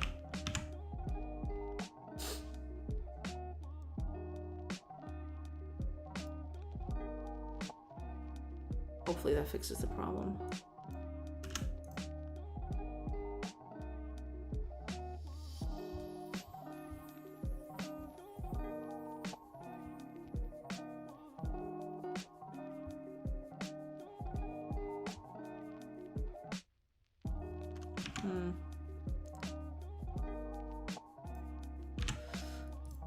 Let's just do a little something to help us check things here.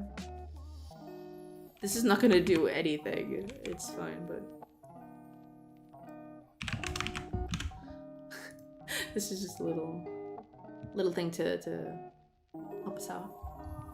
See stuff.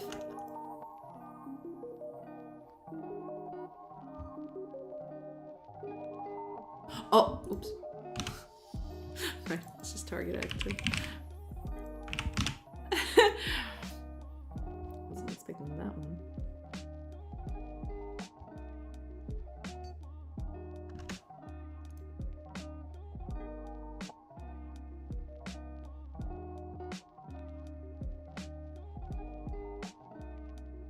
Attacks, and then he dies, and then yeah.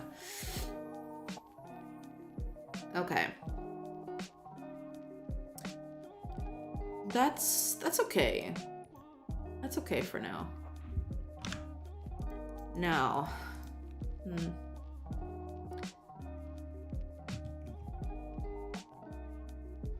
that's okay, I think. Okay. So suddenly it's working, the whole character animating things. All right. Give me just a few minutes, everybody. I will be right back.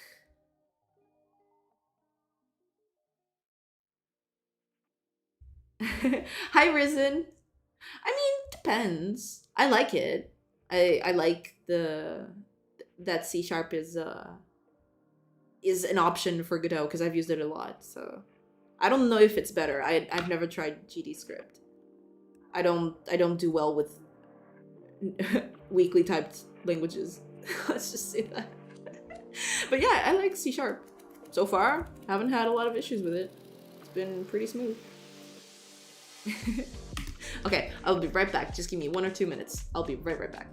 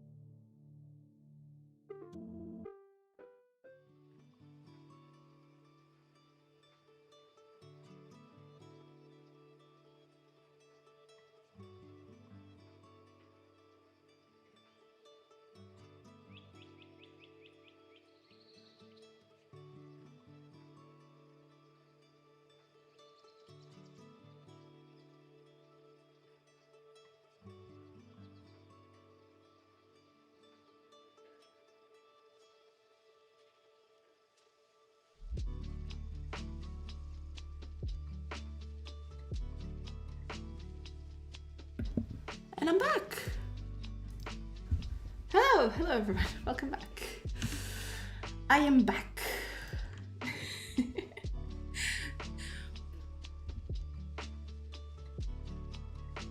Let's keep on doing this.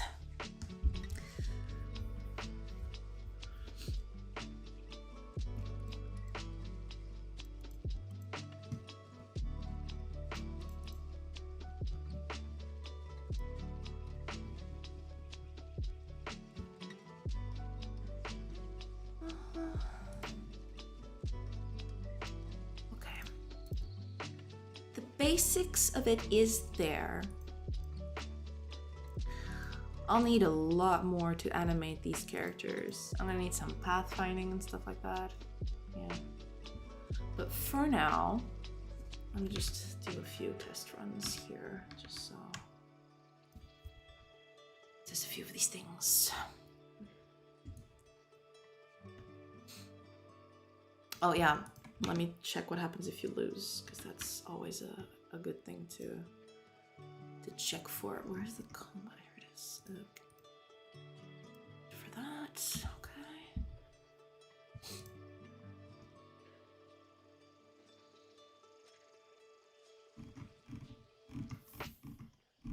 It's up here. Here we go. Okay. Let's make 2 to 3. Did I save it? Yes, I did.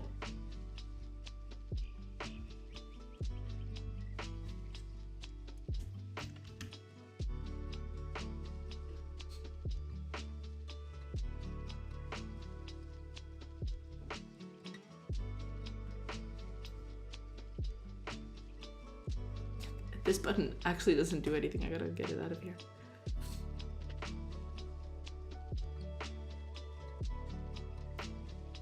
Okay, so now one should get injured because they're not gonna be able to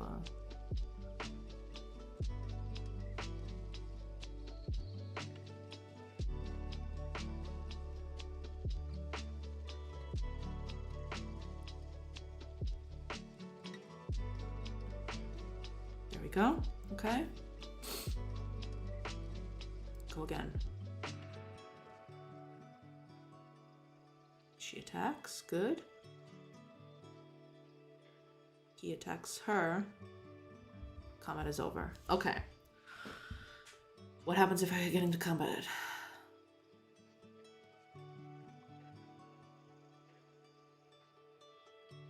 Oh, cool. It actually doesn't do that. That's pretty nice.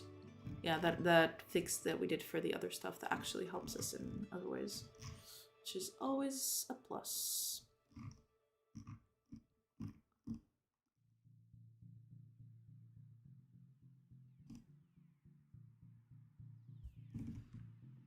Cool, very cool. All right, let's keep at it. Let's just make this a little easier to observe. I'm gonna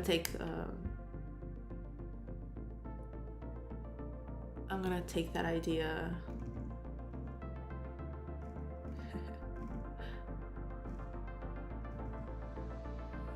I'll take that idea from some fellows and just color these characters while they're doing stuff so I can better understand what they're doing. Because, you know, while there are no animations, that's the best we'll get. So when they're moving, let's make them yellow.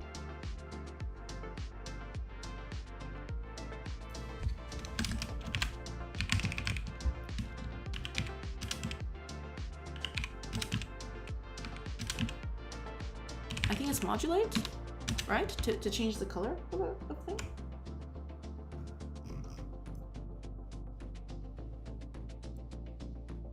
Modulate. Where is this? Where's this thing?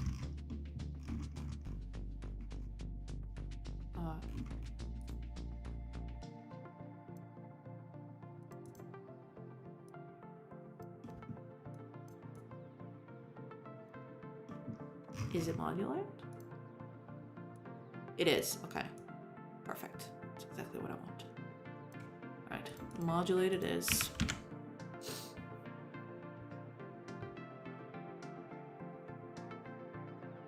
modulate it is. So I just set a color in this, right?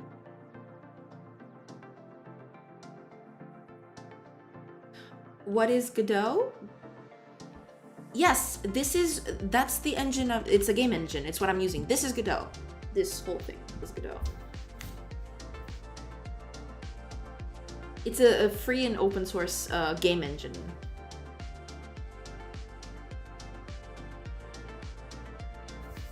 It's what I'm using. It's this thing. Well, the main reasons why I started using Godot, like I came from Unity, which had, you know, it has a lot of background in mono develop and stuff like that. So it has a strong C# background. And I got accustomed to it because I used it for so long. And Godot is like one of the most,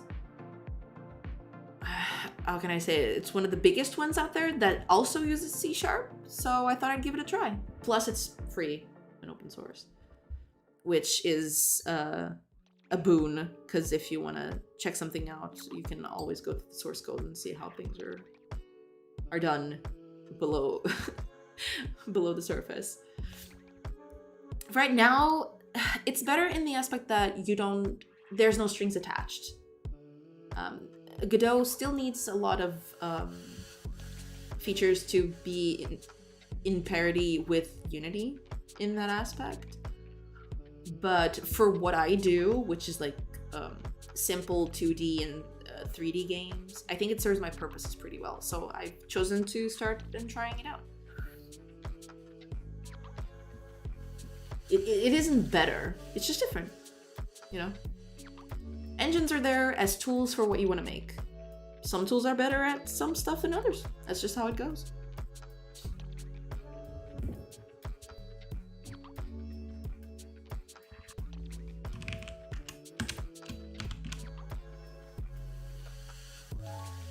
How am I going to do this? Can I? Set RGBA, can I just do that? Ah, there it is. Okay. So, while it's moving, let's make it yellow. Red, green. And let's do that for the attack too. So, the attacker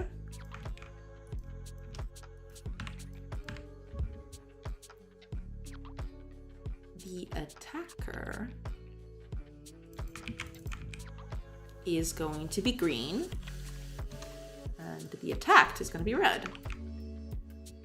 Makes sense? Let's change a few things here. Modulating this is going to be pure white, because we want them to have decent colors after combat. Okay, let's see.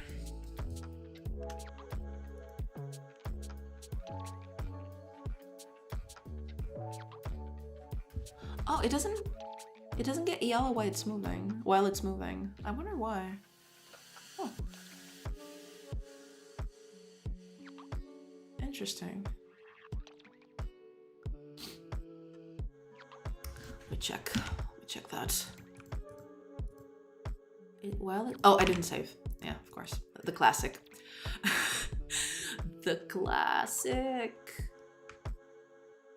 Oh, actually, no.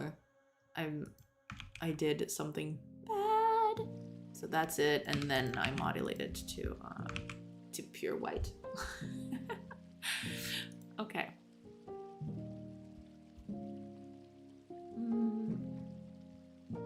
Moving can be just 1 second. Actually, let's make a color for thinking as well. Let's make player choice.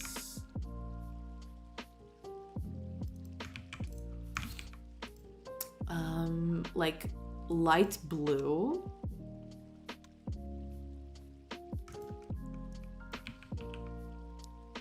And let's make an AI.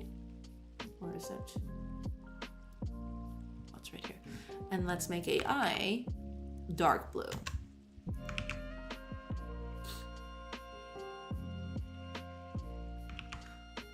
So they should all have colors except when they're not doing anything. That'll help us see what's going on. Thinking, attacking, or moving, attacking, thinking, moving, attacking, thinking, moving, attacking. Good, good, okay. Let's make the moving one isn't very noticeable, so let's just make it like purple instead of yellow, because they're already pretty yellow. So let's just make it purple to be more easily seen on the thing.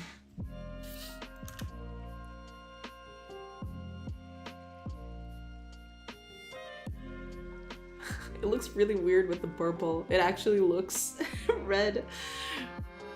Purple is great. Purple is my second favorite color. Favorite being green. Green doesn't trump purple, in my opinion. But purple is a very close second. But this purple is like really weird. It doesn't look very purpley at all.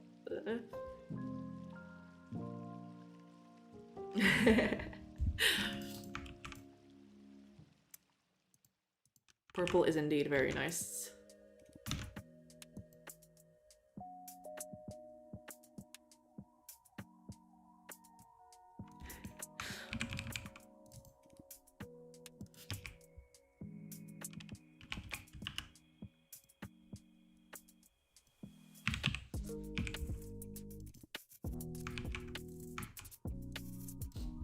This is all going to be deleted later, but let's just make it like that so we can understand what's happening. Where's the move? Oh, this is the move. Okay, then thinking. No, I want them to be.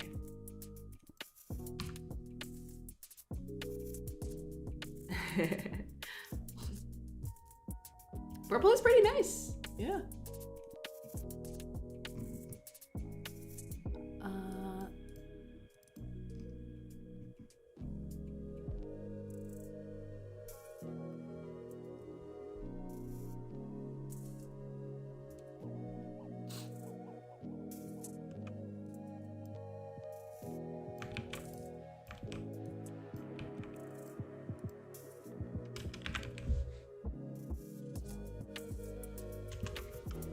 This is all gonna be useless once you get animations going, but that'll take a while, so we'll just do it like that. Let's see how this looks.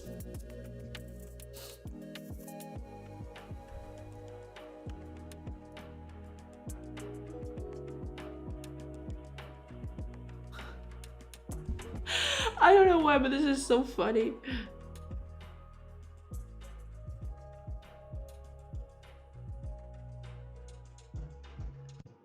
Okay.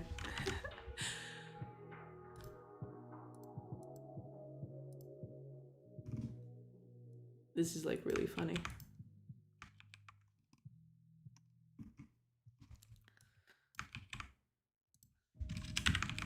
I always like doing these things.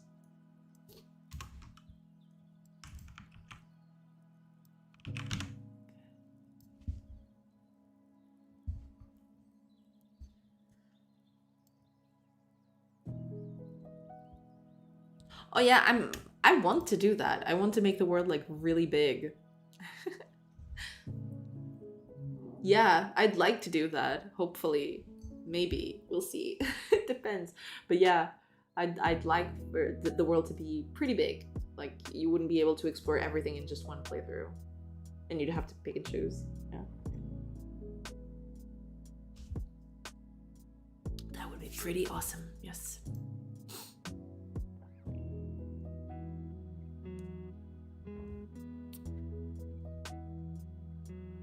Okay, let's just do one last thing to help us. Here, yeah. Let's not modulate this, or rather, let's modulate before we update the sprite.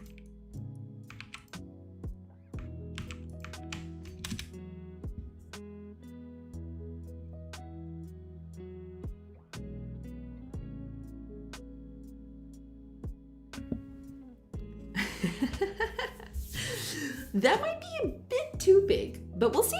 That's, you know, might be a possibility. I don't know. That might just be the thing.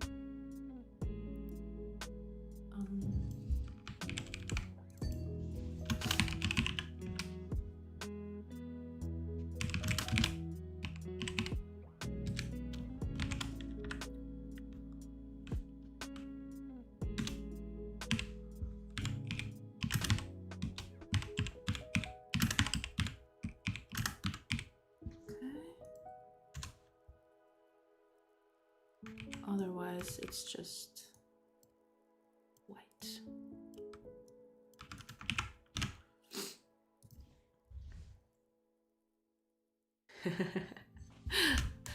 All the big numbers.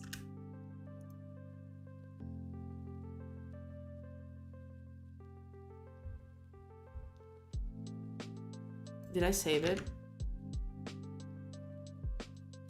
I didn't. Yeah. When that happens, it's usually because I didn't save something.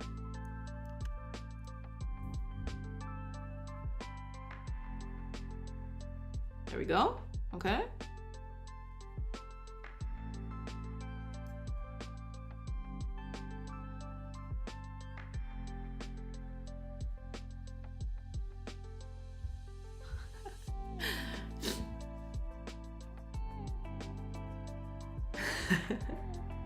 I mean, there are probably ways to fill the RAM with data. I wouldn't know where to begin, but there's probably some crazy people who have done that.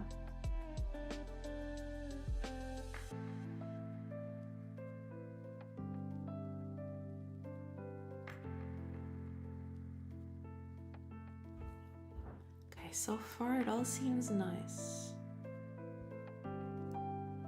Okay, here we go. Let's see. Because one of these is going to get defeated. Because they have more than us.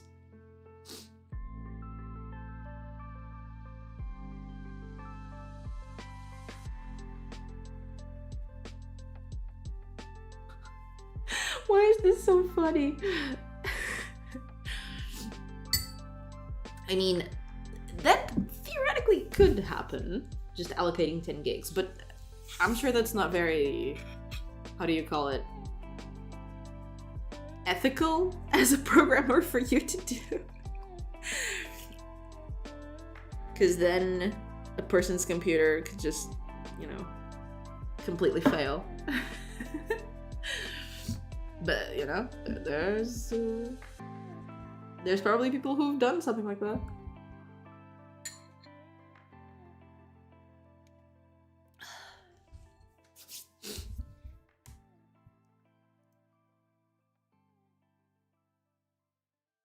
Good, good, okay.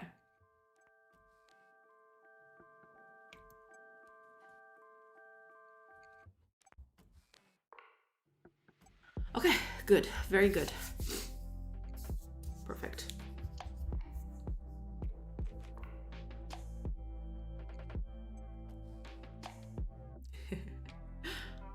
Well, nowadays, the simple graphics help, yeah, but most of that, like, depends, yeah. But yeah, keeping it simple is always a nice thing to do, especially when you have an expansive thing, like Minecraft, for example. Minecraft is very expansive, so it keeps its art style simple. And even then, like, sometimes, I don't know how it is now because I haven't played it in a while, but back when I played it, it was like, sometimes it chugged along, but that was like the computer was bad, so.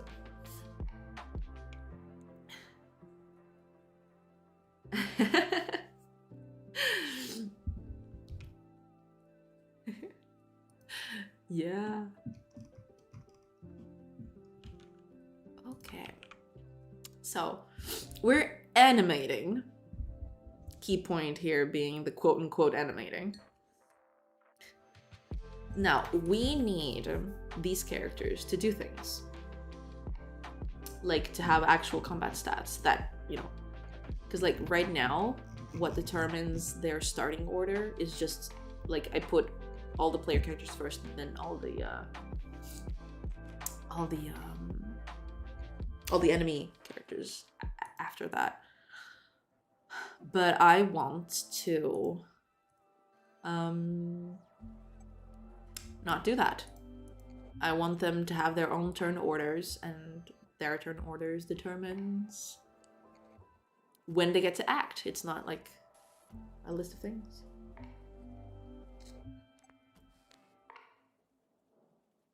Yeah, chunks are extremely useful in that regard.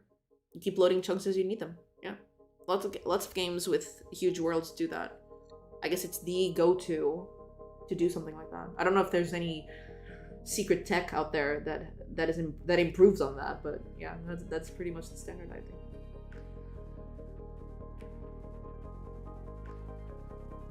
Yeah, something like that. A speed stat. Although I don't want something like speed or initiative, because then, I mean, I might just cave in on that. But yeah, I definitely want to have a turn order based on something that the character has.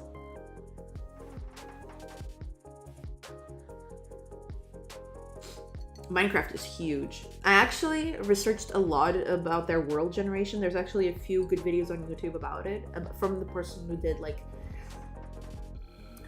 They had a revamp a few years back for their world generation. I saw the videos from the person who actually helped them, you know, make that algorithm, and that was pretty wild. Like the way they do that, it's pretty cool. Yeah, making stuff limited is the best way to go at the beginning. You can then expand. Like, the good thing about procedural generation is that it's mathematical, so increasing the size, there is the problem that by increasing the size you can introduce more artifacts, as in like it gets more repeated. There's more repeatability, so things get more noticeable that, yeah, this was just placed here by an algorithm. But, you know, you can sidestep that with a few clever tricks, depending on what you're doing. Cool, cool. That's pretty cool. That is pretty cool.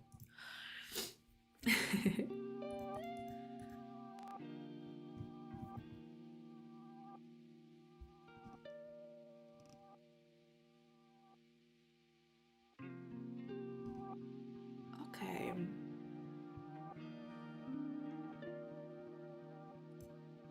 Let's give them a few stats.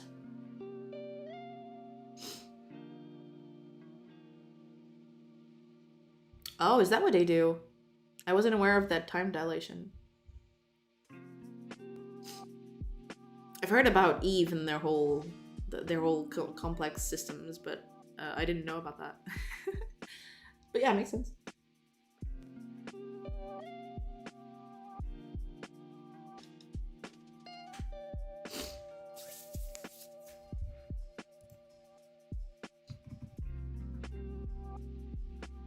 Okay.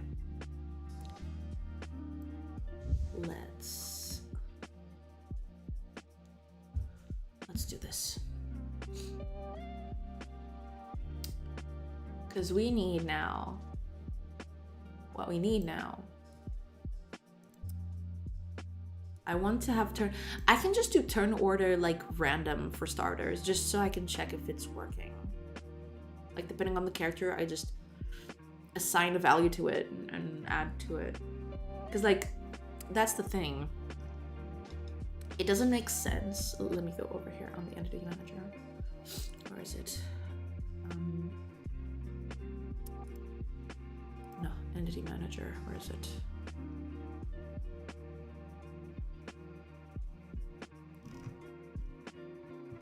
It's probably down here.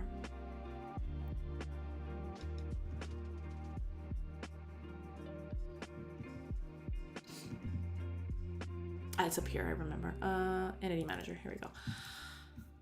Instead of doing this, because like none of this makes sense now that we have every character as its own faction, so none of this is needed. So like, let's just make this character controls and that's it. Like there's only one character control.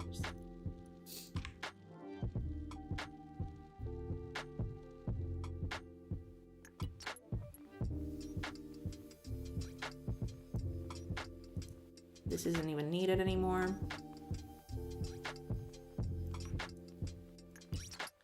We don't need this anymore. Yeah, the character should come with a faction already.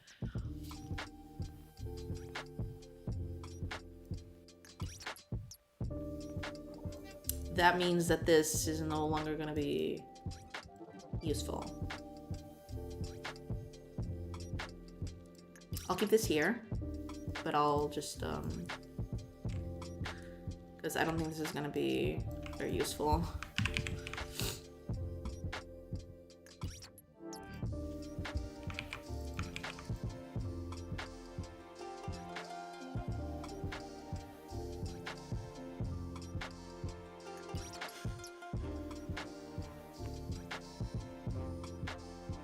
Oh yeah, it's gonna be a lot of work. The biggest thing about doing that is that you get to see the world being built, and it's like you did that. So it's tremendously satisfying and rewarding. Yeah. Yeah, you can add everything you want. It's your world. You do you. The rules are yours to determine. You get to dictate whatever you want.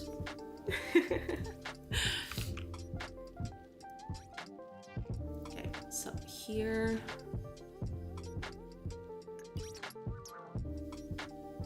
Right, okay.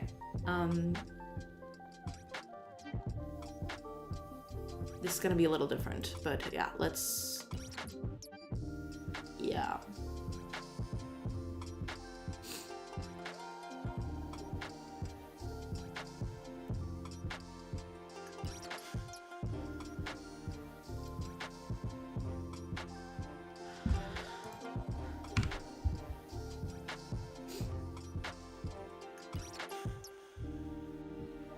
Ah, okay, this needs the faction, yeah.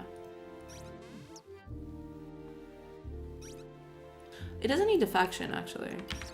I can just get the faction from the character. So, yeah.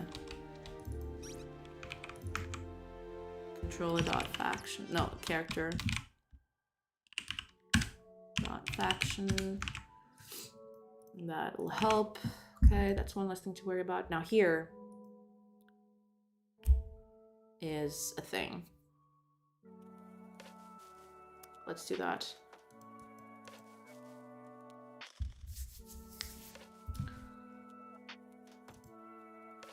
So here,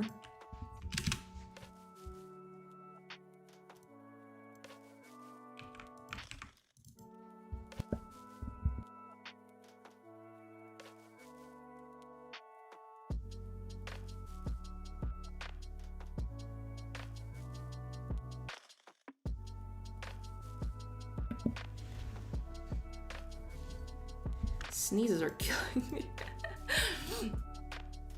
Okay.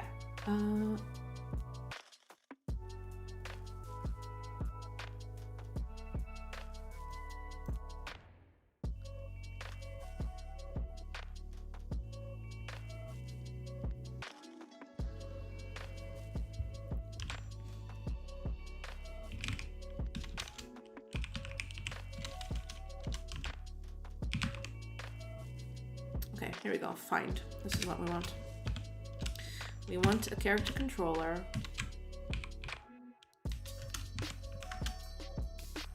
C.faction.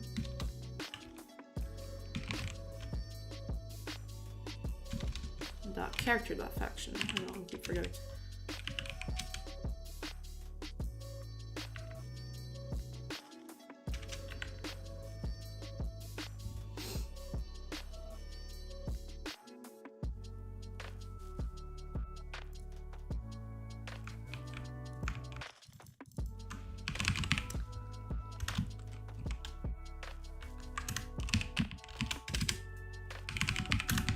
So let's make a few things here, because this is where the faction thing comes into play, but right now we don't have one, so...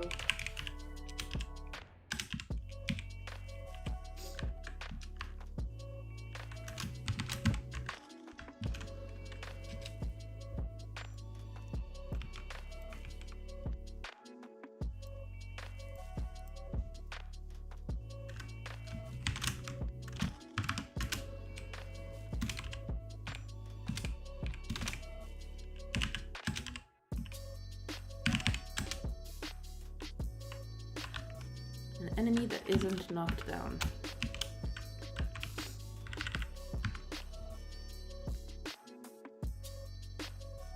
Hi, are you crazy? Welcome, welcome. This is C#. This is Godot with C#.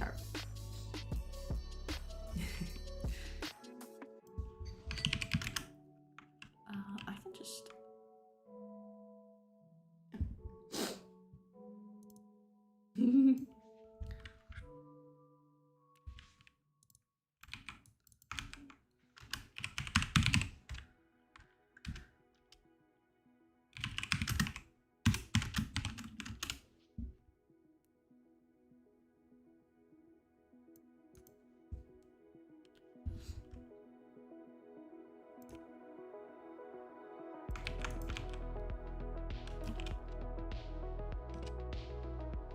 How was it? I never know how to do this. Because I'm not used to these. I've used C++ before. Well, Godot has an option for a Python-esque language? GD script? But yeah. But I tend to prefer you know, the C languages. That's what I grew up with, and I'm more comfortable with them. C#, C++. I like C++. I haven't used it in a long while, but I like C++ too, yeah.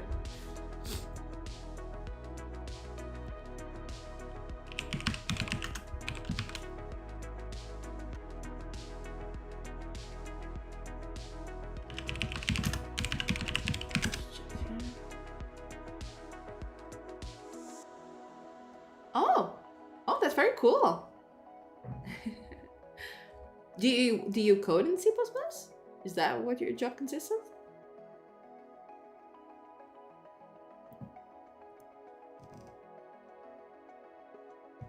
Oh, I have to do this. I keep forgetting. Yeah, there's this.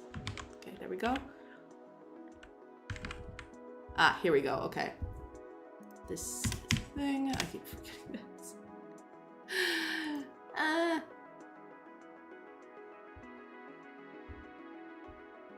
Cool, cool. That's very cool.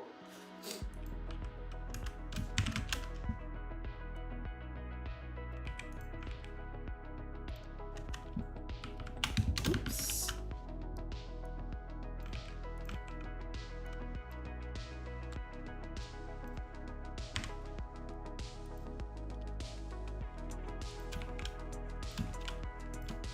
Oops. No one saw that. No one saw that. Okay.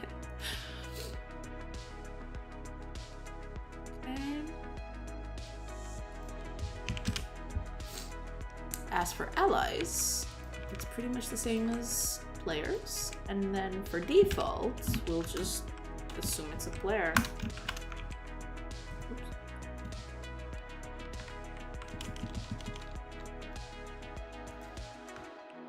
Okay, there we go. Cool, cool. Okay, that's it. So, no need for this. Also, no need for this.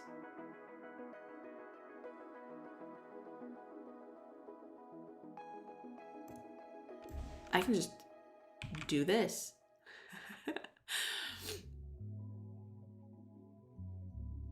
This can default value, which is null. Okay, so we can just return this, and that's fine.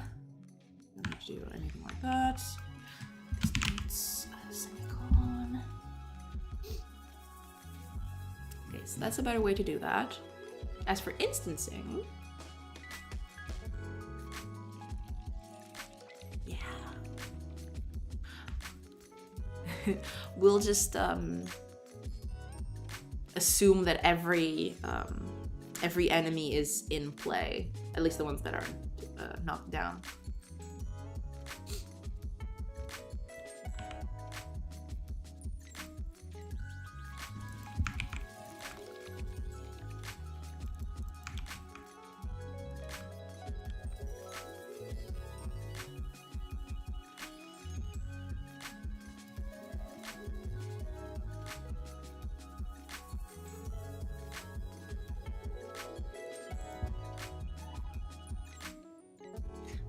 This is going to be a slight problem for something else, but I'll fix that in a bit. We need to create a party first now. We need to create the enemies first, now that we're doing this. So this is no longer needed.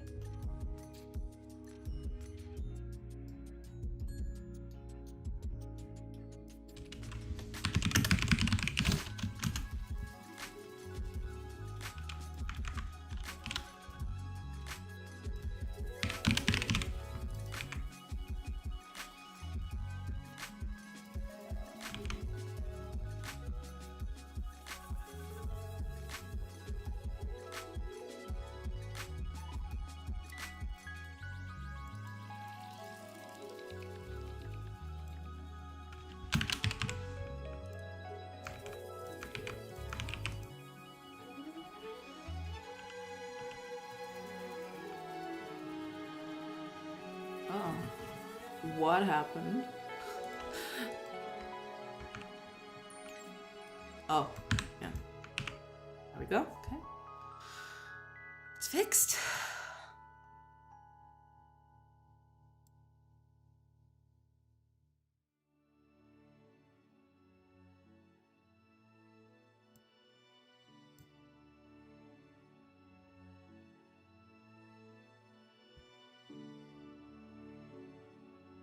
Okay.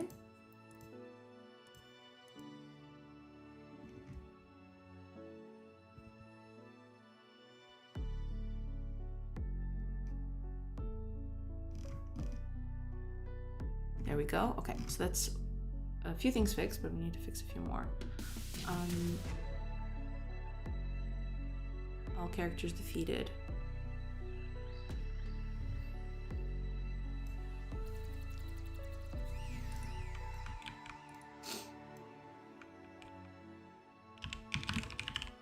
Find all.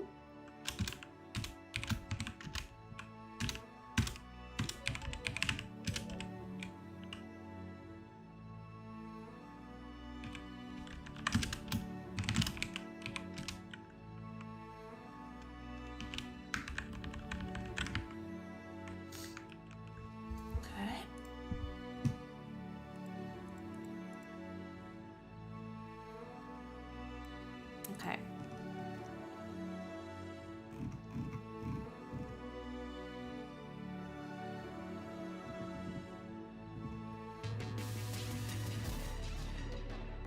So when we exit this, we want to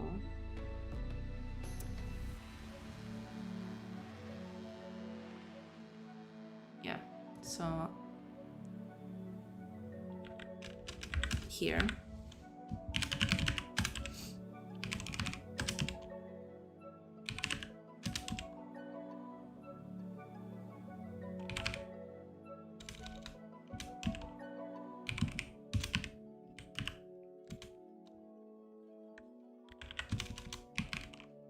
Move all.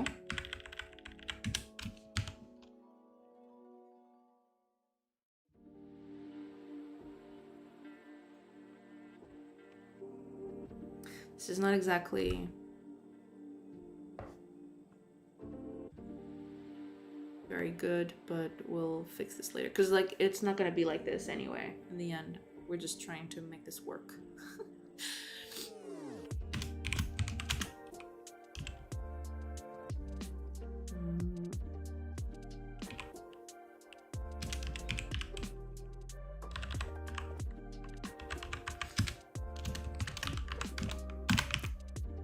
We're removing all enemies.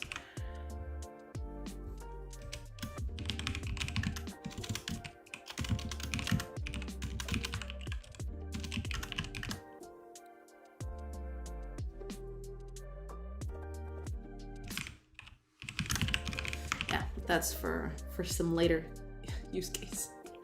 That's a later use case.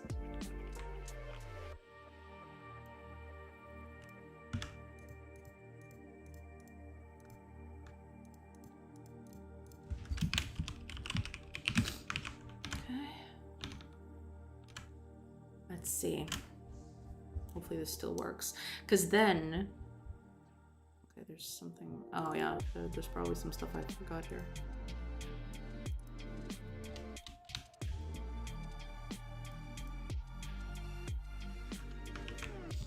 Go.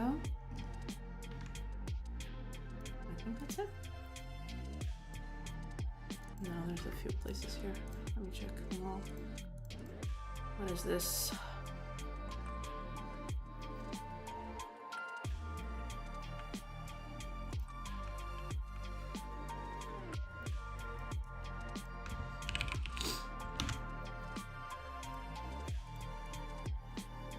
Yeah, some of these things are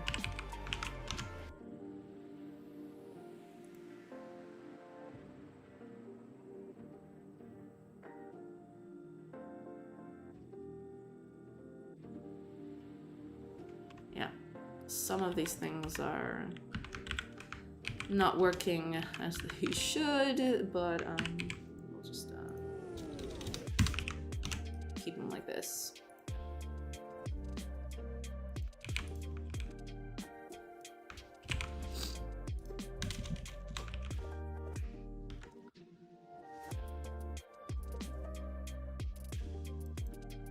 There's a lot of these. Oh, good.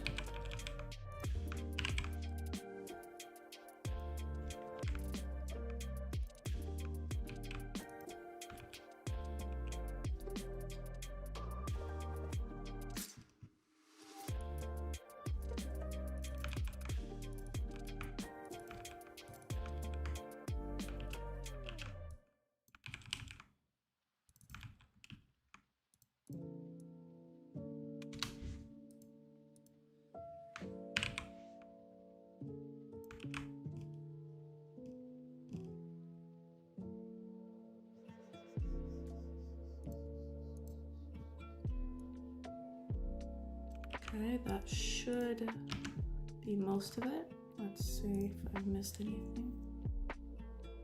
Okay, I guess not. Let's see.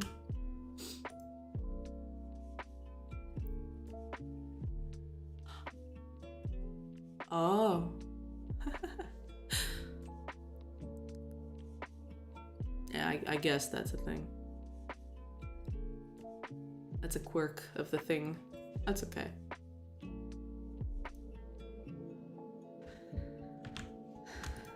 That is a thing, but that's okay. Let's see if we can fix that easily. I don't think we can, but we can most certainly try.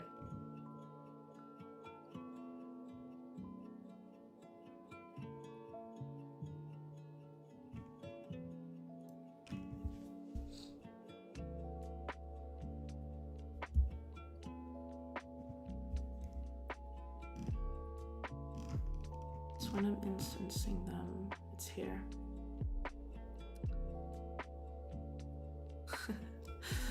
Yeah. I'm instancing them with the with this thing. That's okay, I guess. It's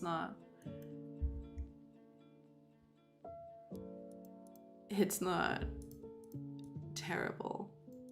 We'll definitely need to change this a bit later down the road. But it's fine. That's fine. Okay, let's run this a few times, see if there's anything we can do before we go into heavier stuff. Because, like, now comes the heavy part, like pathfinding and setting their initial positions and stuff like that. Yeah, that's gonna be wild.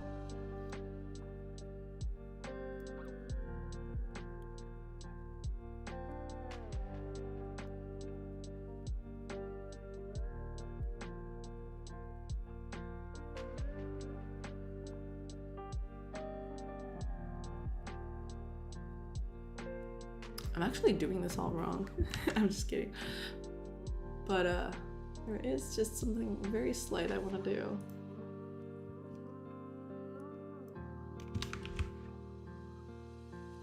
Just because it makes a little more sense. This is minus 90.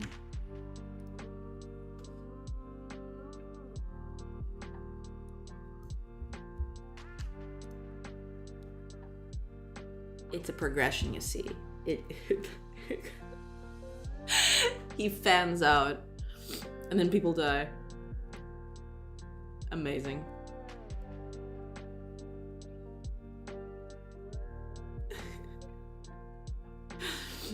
Okay. And when they get knocked out, they're with their belly up, you know? Okay.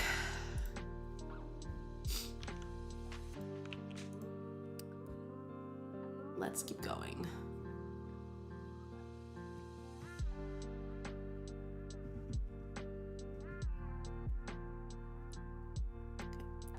Yeah, now that we've done this was mainly because I wanted to have a certain turn order.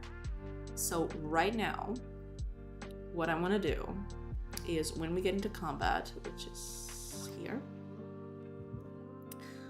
turn order right now is this. Like, it gets inserted per order, like per order that they're created. That's not what I want to do. I want them to have like a, you know, a number to it.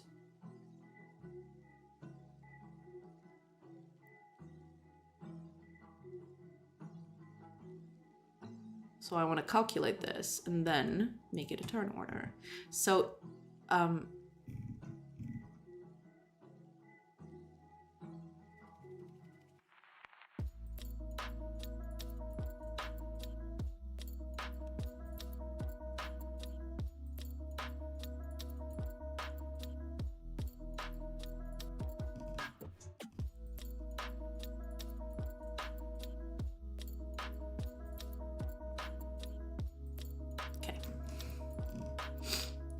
let's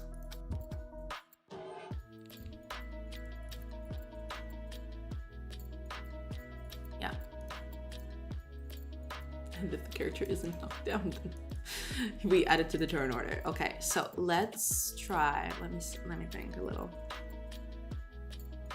because we want this turn order to be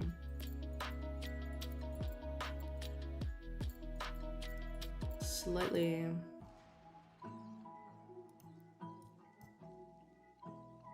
different each time.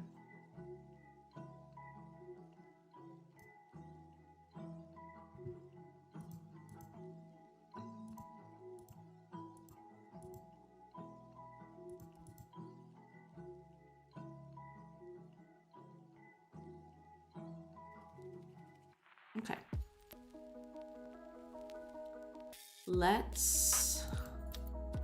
How would I do this? I need some sort of like, okay. Okay.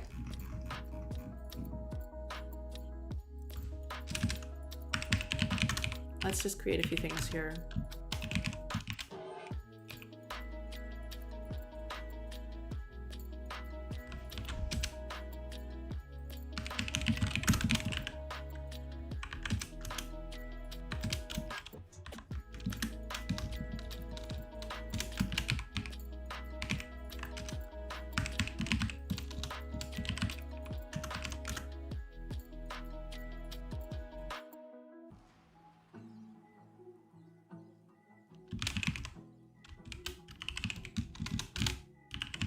Okay, let's just do it like this. So our turn order is going to be a list of turn order instead. This is going to be very confusing very soon. That's fine.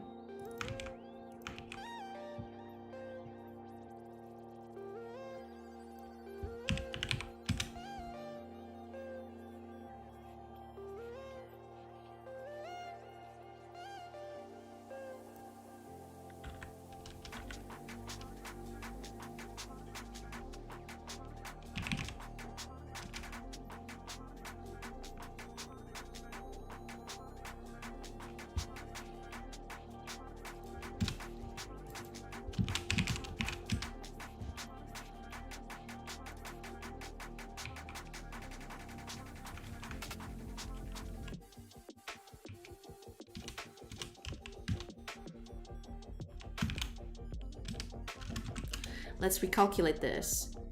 based on the character, so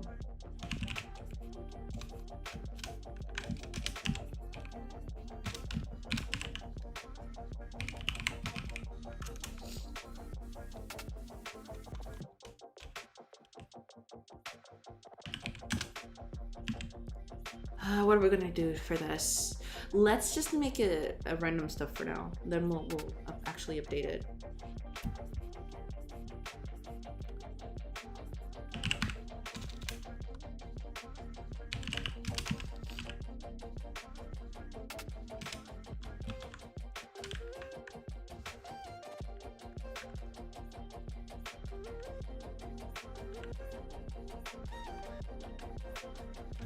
Let's do that. Let's make it by hunting.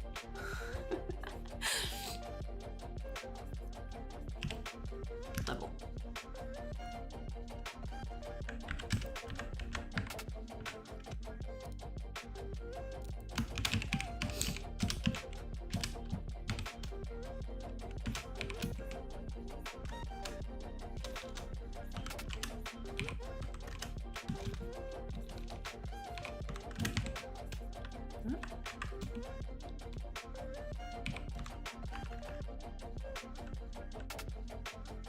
How do we? I never know. Give me a sec.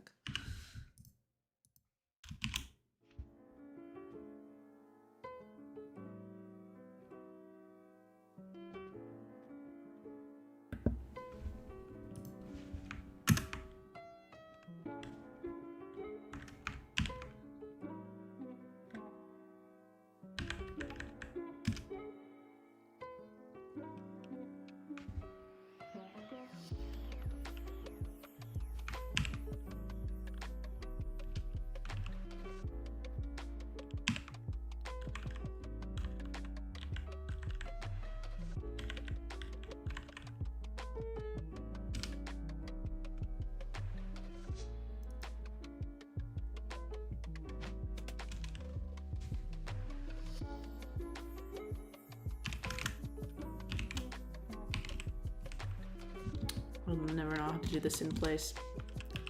I might just make a function for this.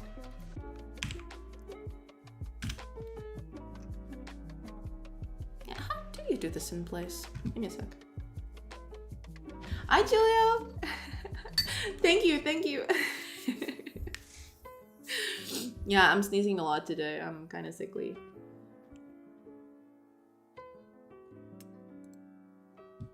But that's okay.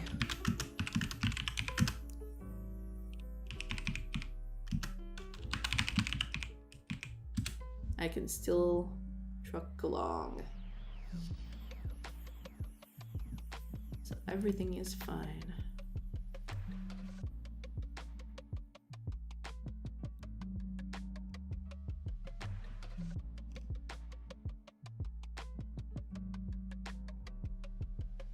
Yeah, I want to do a lambda function for the I compare, but I don't know how to do it because I don't think I've ever done it. So I'm trying to figure out how to do that. Oh, okay. Oh, I have to. Okay, okay, I'm dumb. Okay, of course. It has to be like this. Okay, makes sense. So. How do you do that? Okay, C1 dot, that would be actor dot. Oh no, this is a. Oh, I'm doing this in the wrong spot. Hold on. No, stop.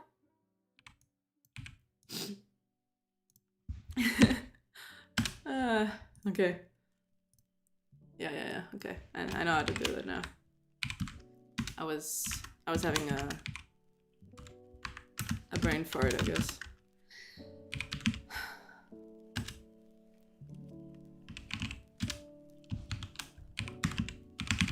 Okay, there we go.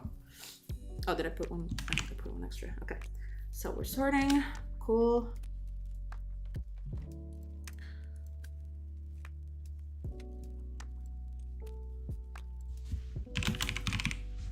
Okay, we're gonna do a lot of these. because I just changed this.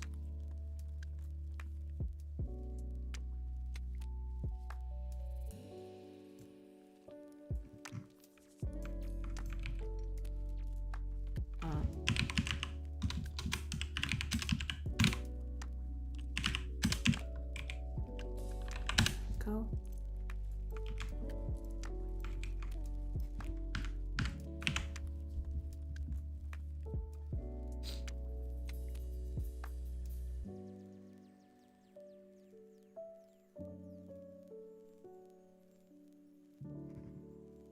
Oh, this is on enter.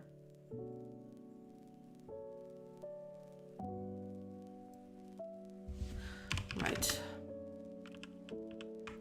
Let's just make this, I don't want to have to repeat myself, so let's just, yeah.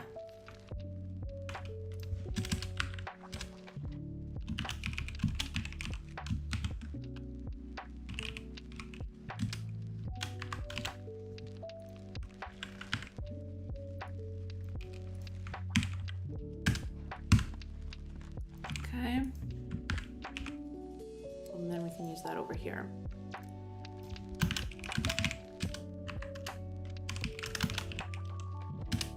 New turn order.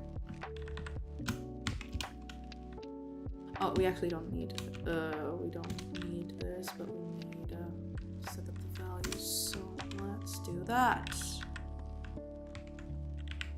So, actor, it's going to be this.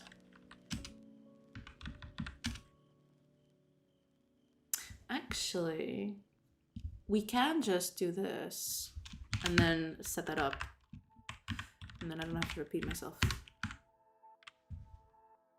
Yeah, there we go. We just need to implement this. Yeah.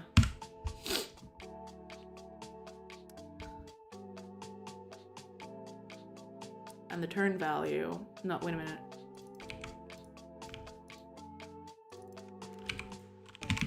There we go. And the turn order, we can just get from, where did I do that?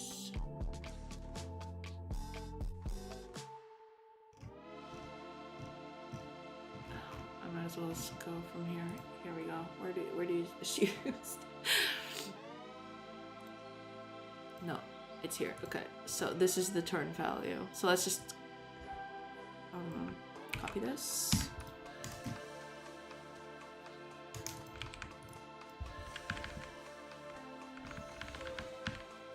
There we go.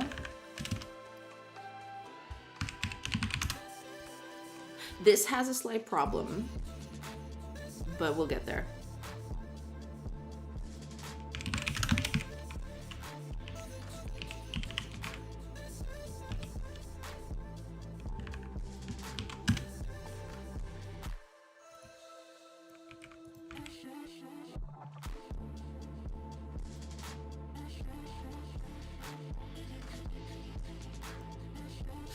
Right, it's turn value, it's not turn order. Okay.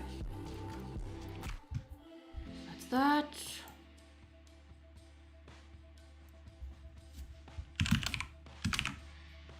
There we go. Okay. So, instead of doing what I was doing before, over here, we just recalculate.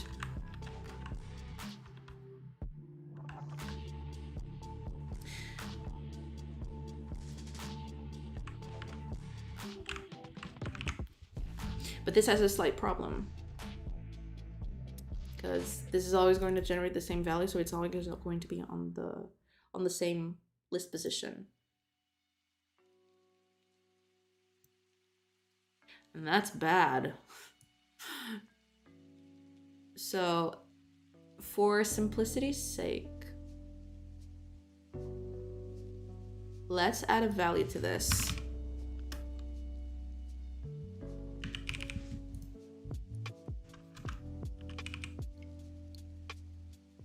That's not gonna solve the issue, is it?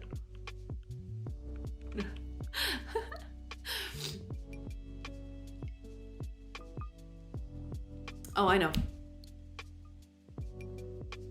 Yeah, I'm gonna make a, like, I need a turn and a turn order. So this is turn 2.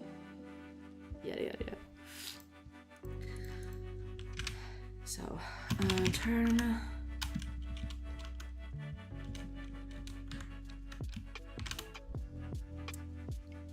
Turn, we're just gonna,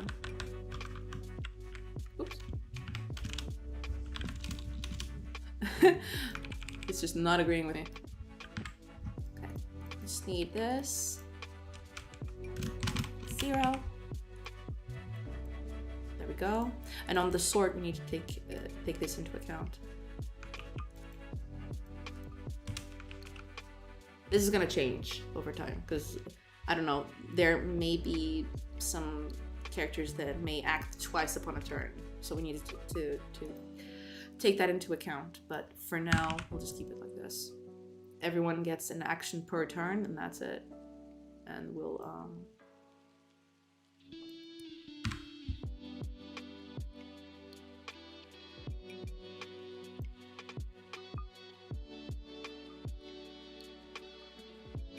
okay, C1 dot turn.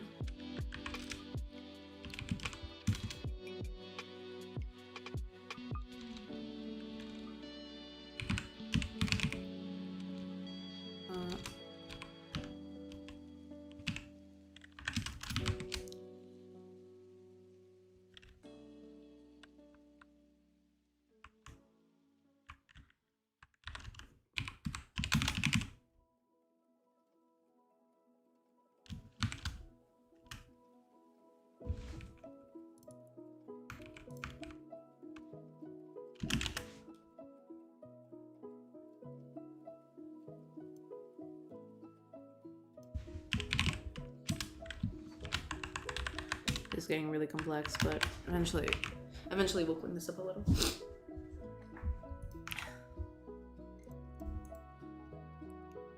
So if it's a different turn, you just compare the turns.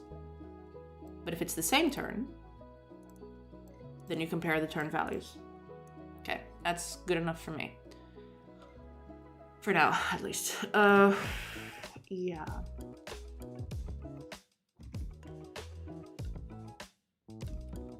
Okay, we recalculate these on the new turn, and we add it. Oh, that means we don't even need to remove.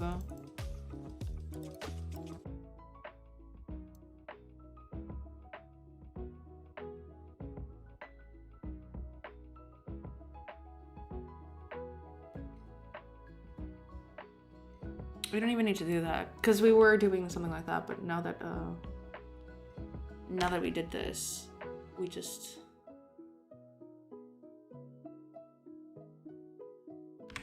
we just do this.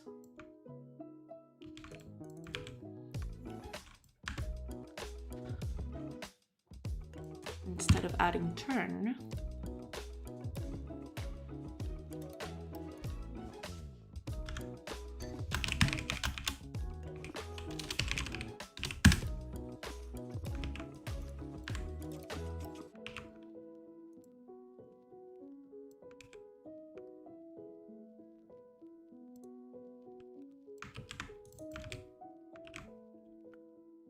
we go.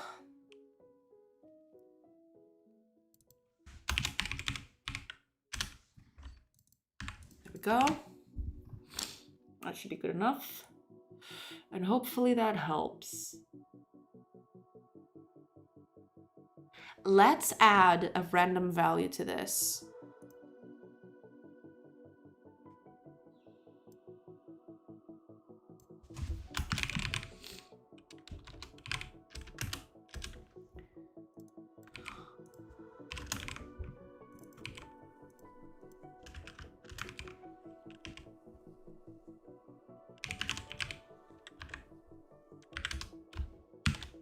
Between, I don't know, 0 and 10. I don't know, something like that.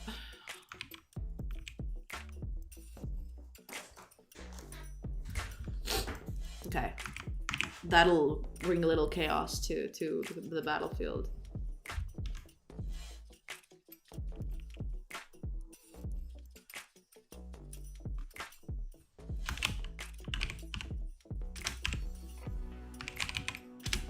Go.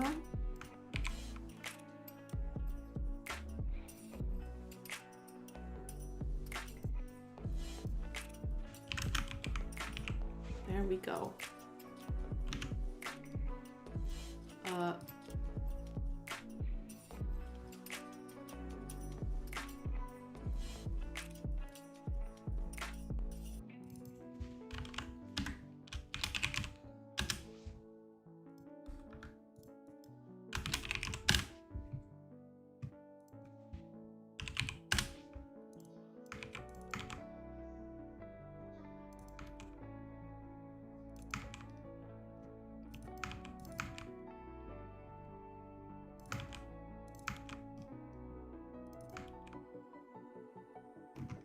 Okay, that's fixed. And here there's probably...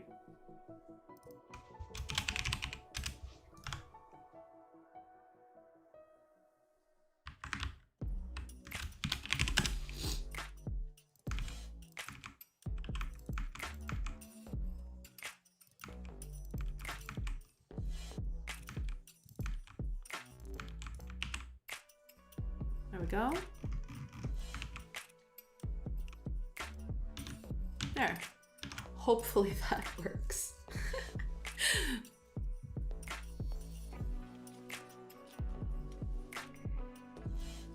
Hopefully that does the trick. Let's see. That one's going first.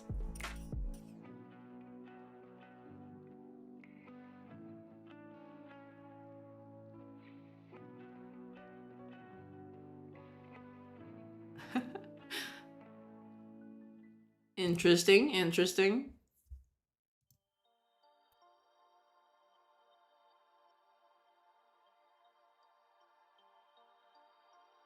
Huh.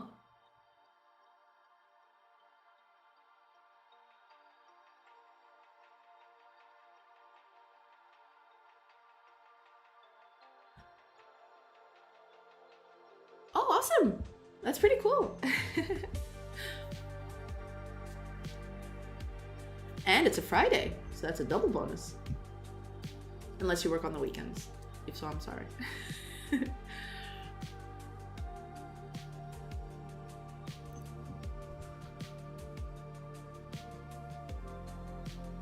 Interesting.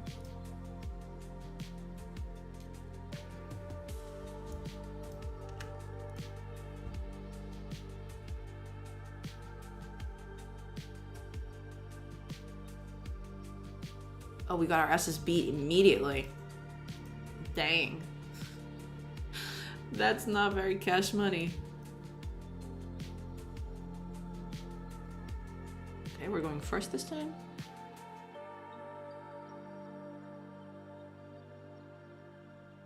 Okay, we managed to beat them.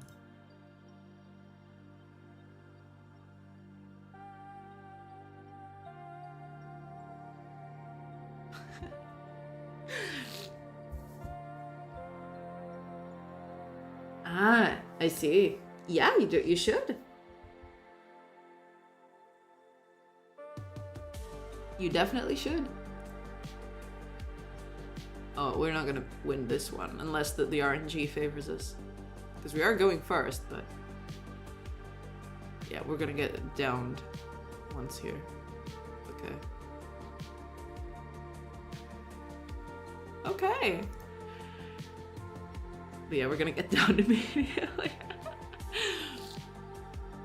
Okay. Alright. I'd like to actually see this happening in real time. So I am going to make just a very tacked on turn order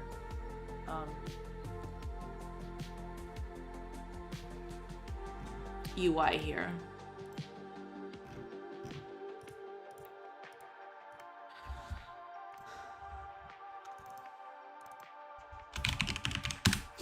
Let's have this. For now, we're just gonna make it like a rich text label, and that's it. Like that's all there is. We're just gonna do this, put it over here, and just write stuff onto it, and that's it. Eventually, it'll get pretty with, you know, cubes going in and out and seeing, oh, it's this person's turn, it's that person's turn. But right now, it's just text, just that's it. Okay, we need to actually set up our UI, which I believe should be something here to do that already. There isn't. I'll have to copy that over.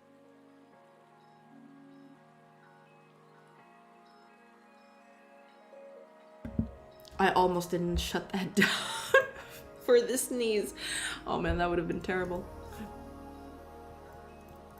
Okay, let me just copy some code over because I'm way too tired to just think of something. Let's think of something. Where would I think this has a UI. Ah, here we go. UI, here we go. Let's just copy this over here. There we go. So we just need the UI control for now, and that's it. Yeah, that's it. And instead of camp here, it's combat.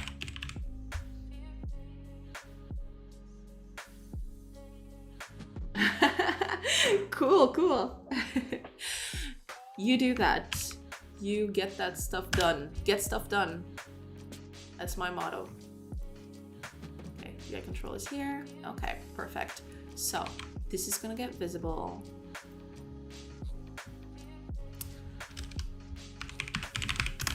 Rich text label, UI turn order. Let's just do that. We're gonna set it up here.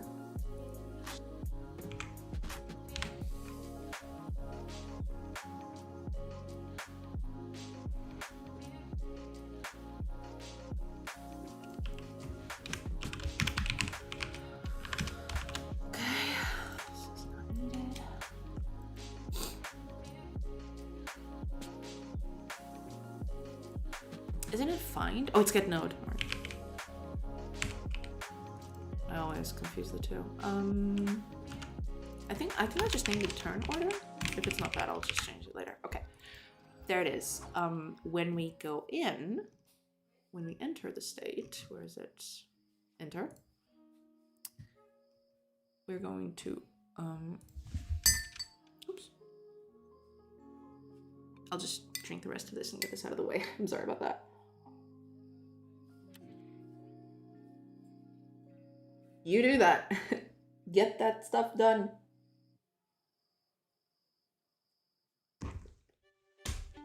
Go make your thing. Okay, UI control, visible. We want to make this visible, and we also want to make this invisible when we exit the thing. So when we leave, we want this to be disabled. Good. Now, only thing missing here is the turn order needs to be written to. So when we recalculate the turn order, we'll just, where is it? I'm getting so lost. This is way too much code. Here we go. Okay, update turn order.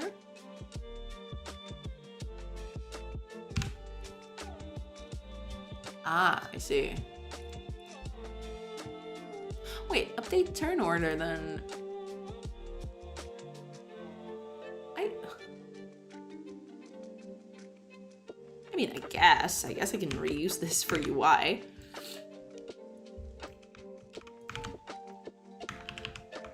So, UI turn order text is gonna clean, then 4.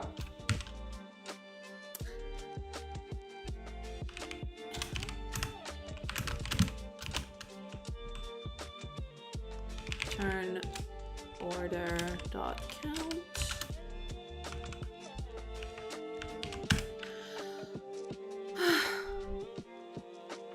UI turn order.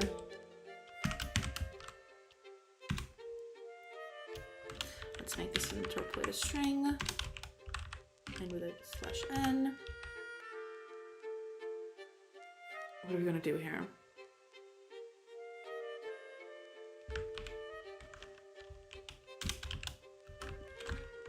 Character name, turn order. So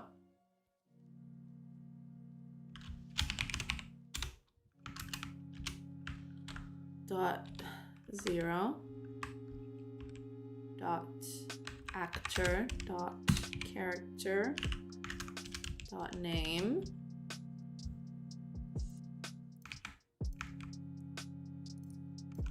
turn, just turn, and then turn value.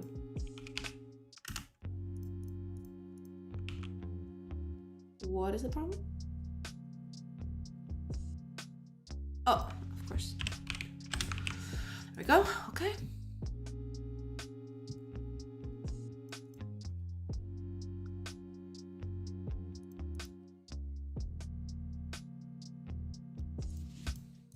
Let's do that. And now we need to call this over on the end turn thing. Where is it? Might as well start here because like it's getting way too much. So sort turns.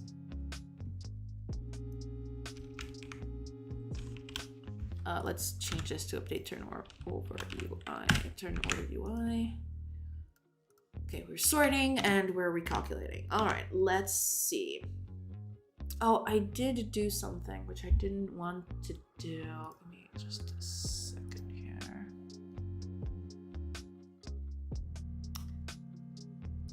I want to copy over the text. Where is it? Is it here? No, I keep forgetting. Theme overrides, here it is. Font, it's not here, it's not. Oh, because these are the ones that don't have that. I need to go to somewhere else who does. It's not here. Let's pick up the pop-up, sure, why not? Text, here we go. Yeah.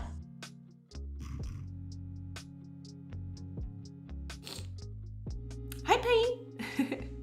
Godot is fun. Yeah, it's been pretty fun so far. Trying to, I moved over from Unity like a month, almost 2 months back. And yeah, so far I've been pretty happy with it. Haven't regretted the change. At least not yet. But, you know, I don't do that duty heavy stuff that I need something really super powerful. So like most of the stuff that Godot is missing for me, it's not a big deal right now. So yeah, it's pretty good. Let's copy this over here. Change the name of this. No, what are you doing? Get back in there. He doesn't. Okay, yeah, makes sense. Change the name of this. Okay, so this goes down here. And I don't want this to be that big. So let's just do this like a few times. Oops, no. There we go. Let's make it 6 characters. Yeah, that is good enough. Let's change the this. What is missing? I mean, this is from the other people that I've talked to about Godot, so don't quote me on any of this because I'm not entirely aware. But you know, from what I've heard, like what do you call it? A programmable rendering pipeline. I think that people really want that to make like specific graphics for their games, a specific graphical style. So that is a huge thing that people have been asking for a while. And I think they're working on it, but it's not there yet. You know, there are a few systems here and there that need a little work. For example, audio and the tile maps and stuff like that. But, you know, for what it is, it's pretty good for my use case. But yeah, sometimes you might find a thing here or there that doesn't work exactly as you wanted it to. So yeah. But so far for me, it's been pretty good. It's a little smaller. It's way too big. I'll take it. I'll just make a little square over here. And position 0. Let's make 10. Yeah. And 200 again? Yeah. That'll do. Let's see. Let's see if this works. Probably won't. Maybe it will. We'll find out.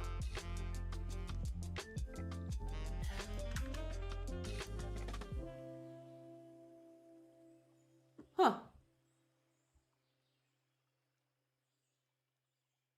Interesting. Okay. Why is it repeating everything? We don't need this. Oh, because I'm an idiot. That's why. Because I'm a dum-dum. And I put zeros where it should be eyes. So character 0, character 1 goes after, then character 2.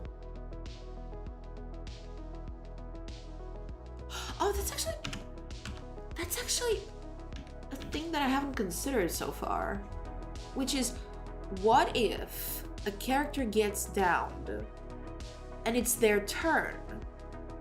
Oh, that's never gonna happen, I don't think, because I remove, before I determine the next turn, I remove everyone that's been knocked down. That's, yeah.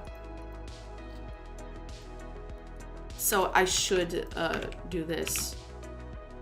Yeah, I should do this after I remove all of them. So, yeah.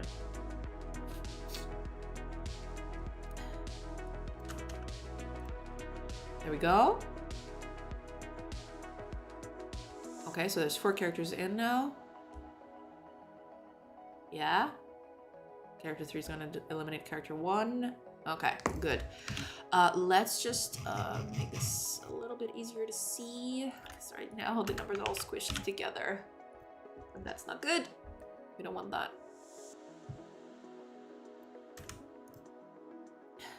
Turn 0. Character 1 is going to be turn 1. There we go.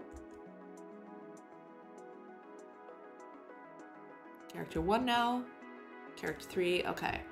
Pretty good. Pretty good. Like, for what it's worth, we're okay. We're doing okay. Okay, I need to blow my nose something fierce. I will be right back. I'm so sorry. Like, today is just not cooperating with me. I'll be right back.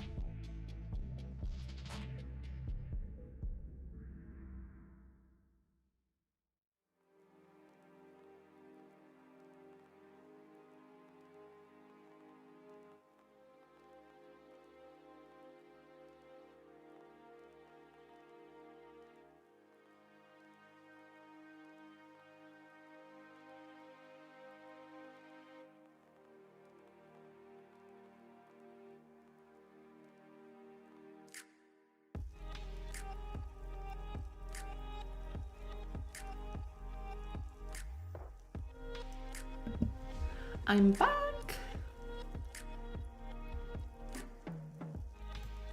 There I am. Hello, everybody. I am back. Okay, let's add just a few bells and whistles here. And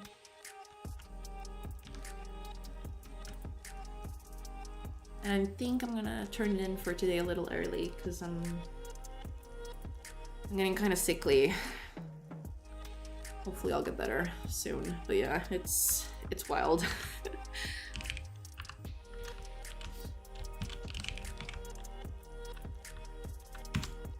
Oops. Go. And we are going to put body sprite dot path, resource path. There we go. So I just remembered this. Let's see if it flies. Just to help a little bit with the visualization of the thing. Ah, there we go. I mean, they all look the same in this particular case. So that's...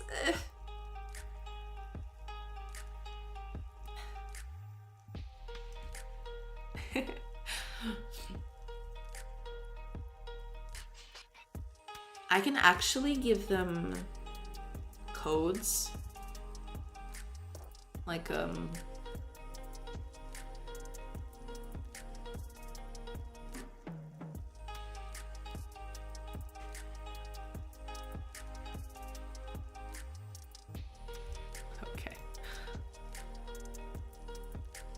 Oh, this doesn't even get out of here. Oh no, that's bad.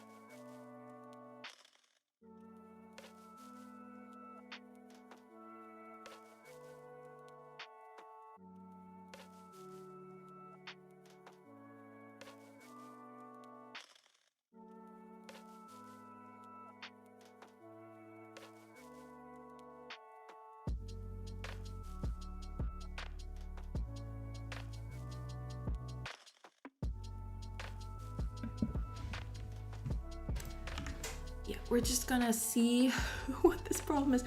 That wasn't supposed to happen. Like, why is that still there? Because, like, for this to happen, let me just check something.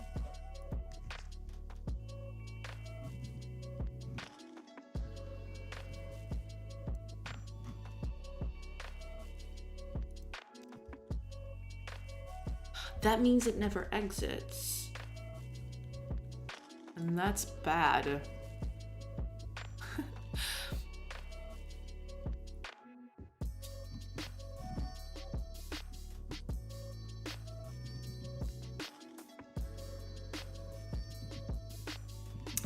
Let's try and do something. Give me a sec. I'm gonna try something crazy. See if this fixes it. Because, like, the idea is, like, you can't even get into this state if you don't have people to fight, but at this point I'm not checking for that. I know I should, but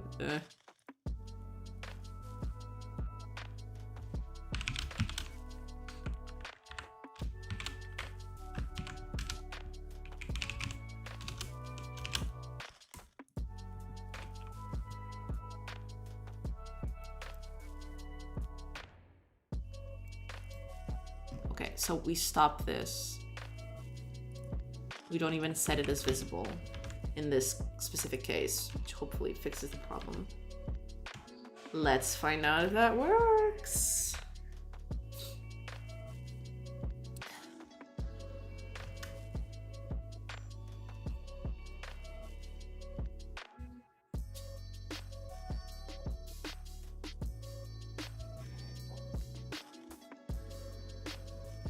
Oh, we're pretty dead. Okay, combat. Okay. It says the party vanquishes their foes and moves on, but that's not entirely correct, is it?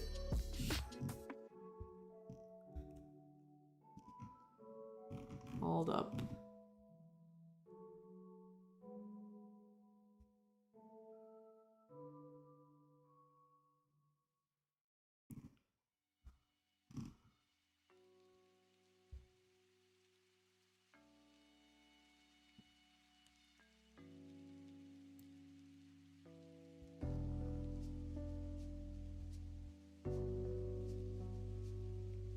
Oh!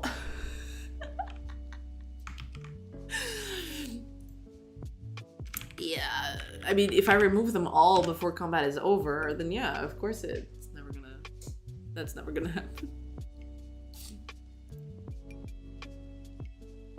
Oops. Oop. Oh no. Okay.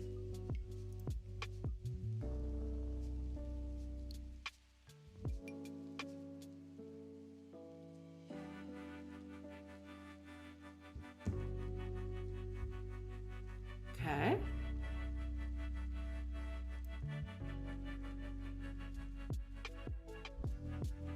I'm gonna get defeated here.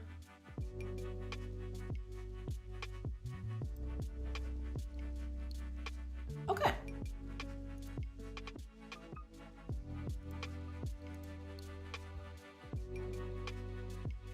Okay, okay, good. This is good. This is fine.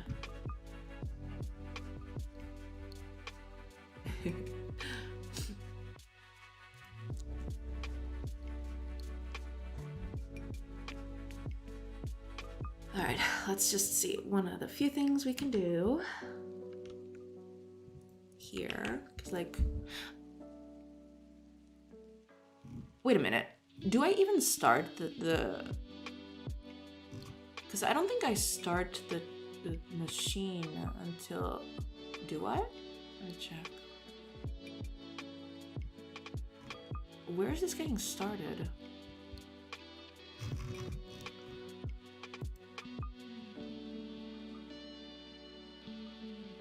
Oh, it's right here. Oh, I do get away from it, so I don't have to check for this anymore. Supposedly. Let's check that out. See if that's the case.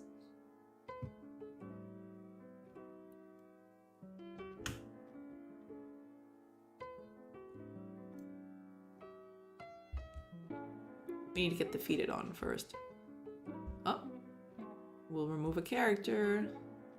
We actually need to also implement a random, like, attacking random enemies instead of... Okay, so it's not doing weird stuff. Cool, cool, okay. That works. That most certainly works.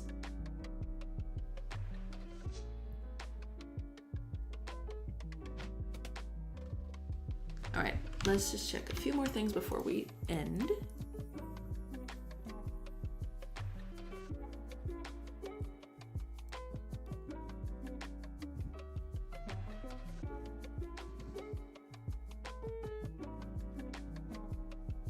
Let's just make one final change before we leave.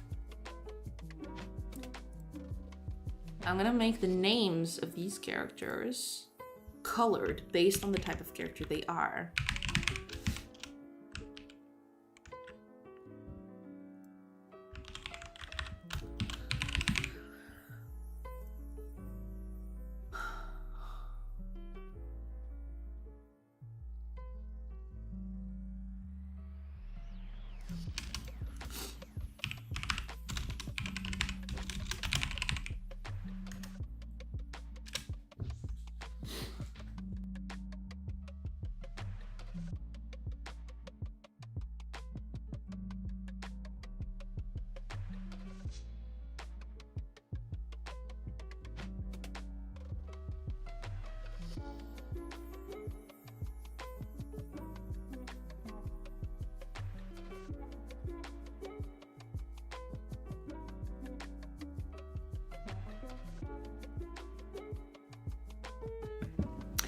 mean, part of it. I haven't shared this code because, well, I'm still working on it, but I do have some code. If you go over the Twitch page, there's a GitHub there. Most of that code is like pretty old. Not exactly old, but it's kind of outdated because I've changed a lot as I learn on this. So yeah. But yeah, my GitHub is a bit of the code. And some of the code I'm still using here. It's like I made it all public. So if you wanna, I don't know, check around on it. Check around.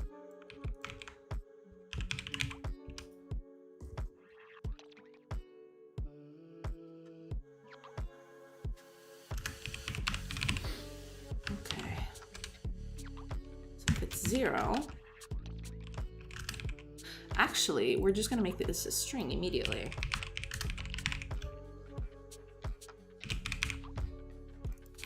And we're just gonna put this here.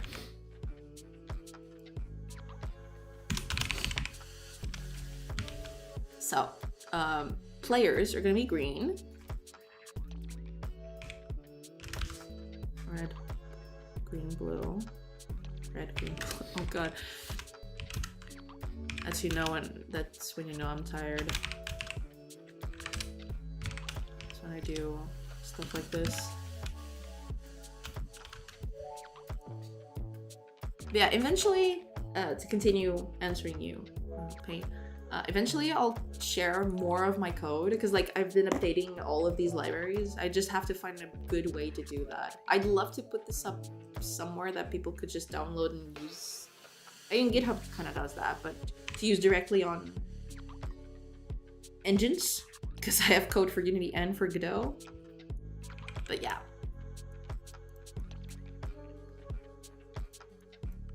Red and allies can be light purple, light blue.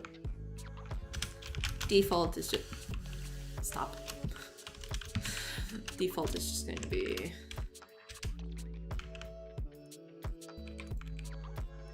white. And that's it. And hopefully that's it. Let's see if that works. Hopefully it does.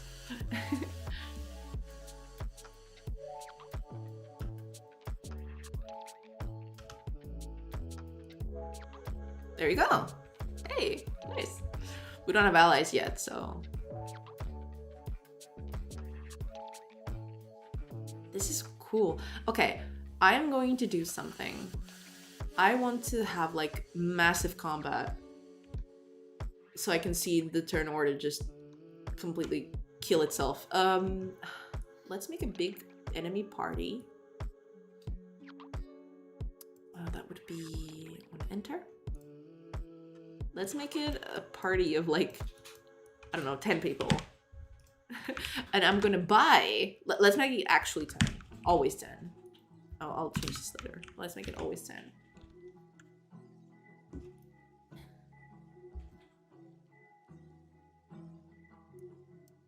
Okay, but now I need to go and buy recruits. Otherwise it's gonna be a very short battle.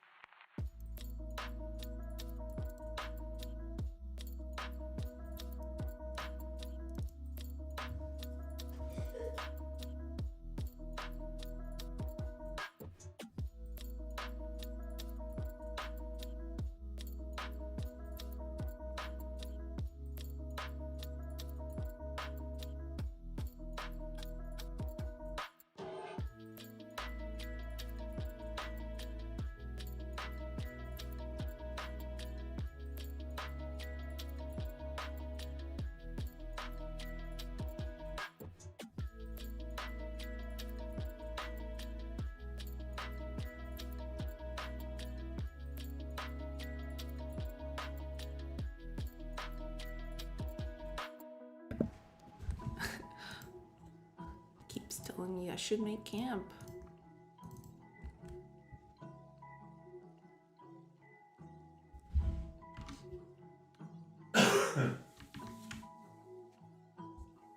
Okay, Let's visit by recruit. So I have 2. 1, 2, 3, 4, 5, 6, 7, 8, 9, 10. Okay. let's just make sure we have 10 characters. Wait, do we? No, we have to. What? 2, 3, 4, 5, 6, 7, 8, 9, 10, 11, 12 characters. Okay, I clicked too much, I guess. Let's make combat. Oh, damn. It's madness. It's beautiful madness.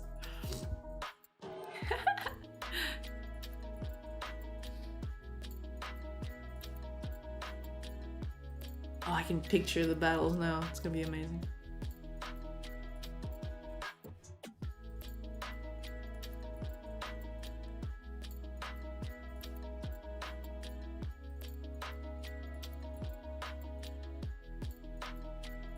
I think we're actually winning.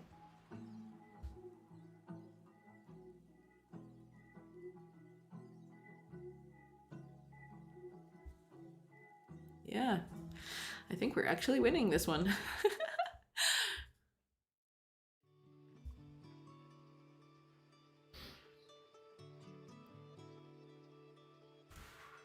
Yeah, we're gonna win now. Next 2 characters, and they're gonna knock down the other ones. We did substantiate heavy losses though. Let's try again.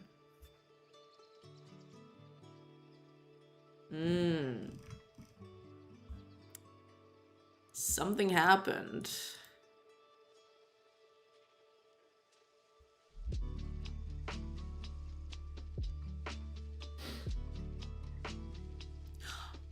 Oh.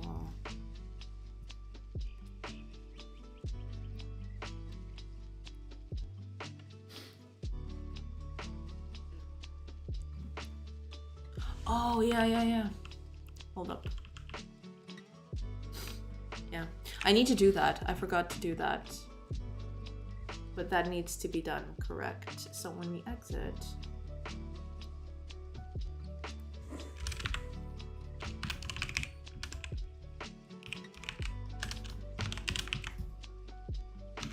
Which hopefully I don't have to check anymore.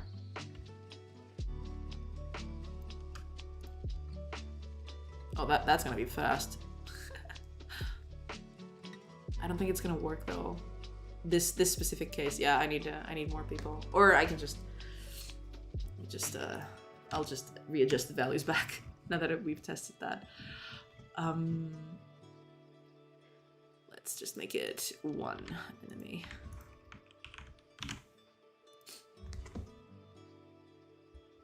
Favorite language? I'll probably say, yeah, I like C#. C# is cool. I like C++ too, but I haven't touched it in a while. But yeah, I mainly use C# because I like it. So yeah, main answer would be that. Oh, we're actually gonna head down here. The enemy character got lucky. Okay, combat. Okay, so... Okay, let's try that again one last time. Why? Good question. I mean, the biggest reason I can think of is that it's fairly simple. I've used it a lot, so yeah, of course it's gonna be easier for me to work in. But I don't know, I like that it's strongly typed, which is the thing I really like in languages. I don't like languages that are very weakly typed, like Pythons and stuff like that. And I don't know, I mean, C# has been a staple in game development for a while with the advent of mono develop and stuff like that, mono. So yeah, I guess I just got used to it. We got lucky again.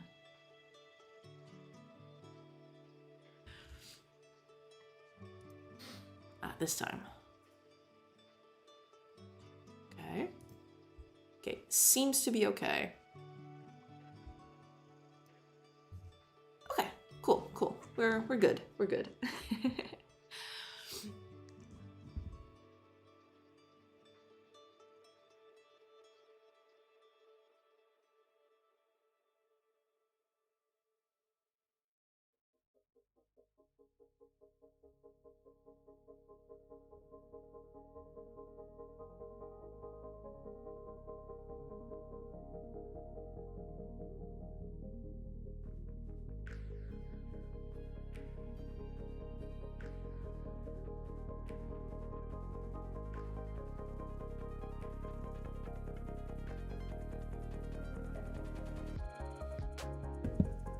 Still has the issue.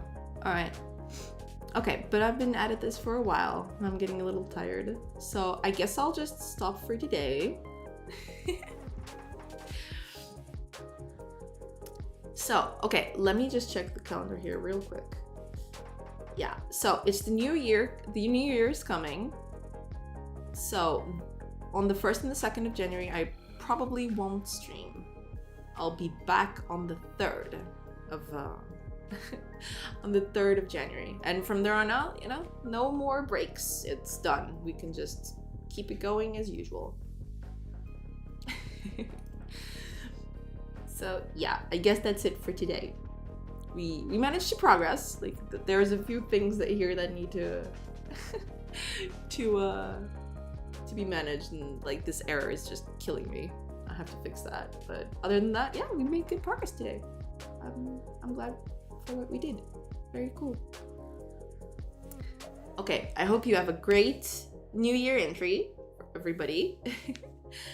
And yeah, I guess I'll see you on the 3rd of January. Goodbye, everybody. Bye.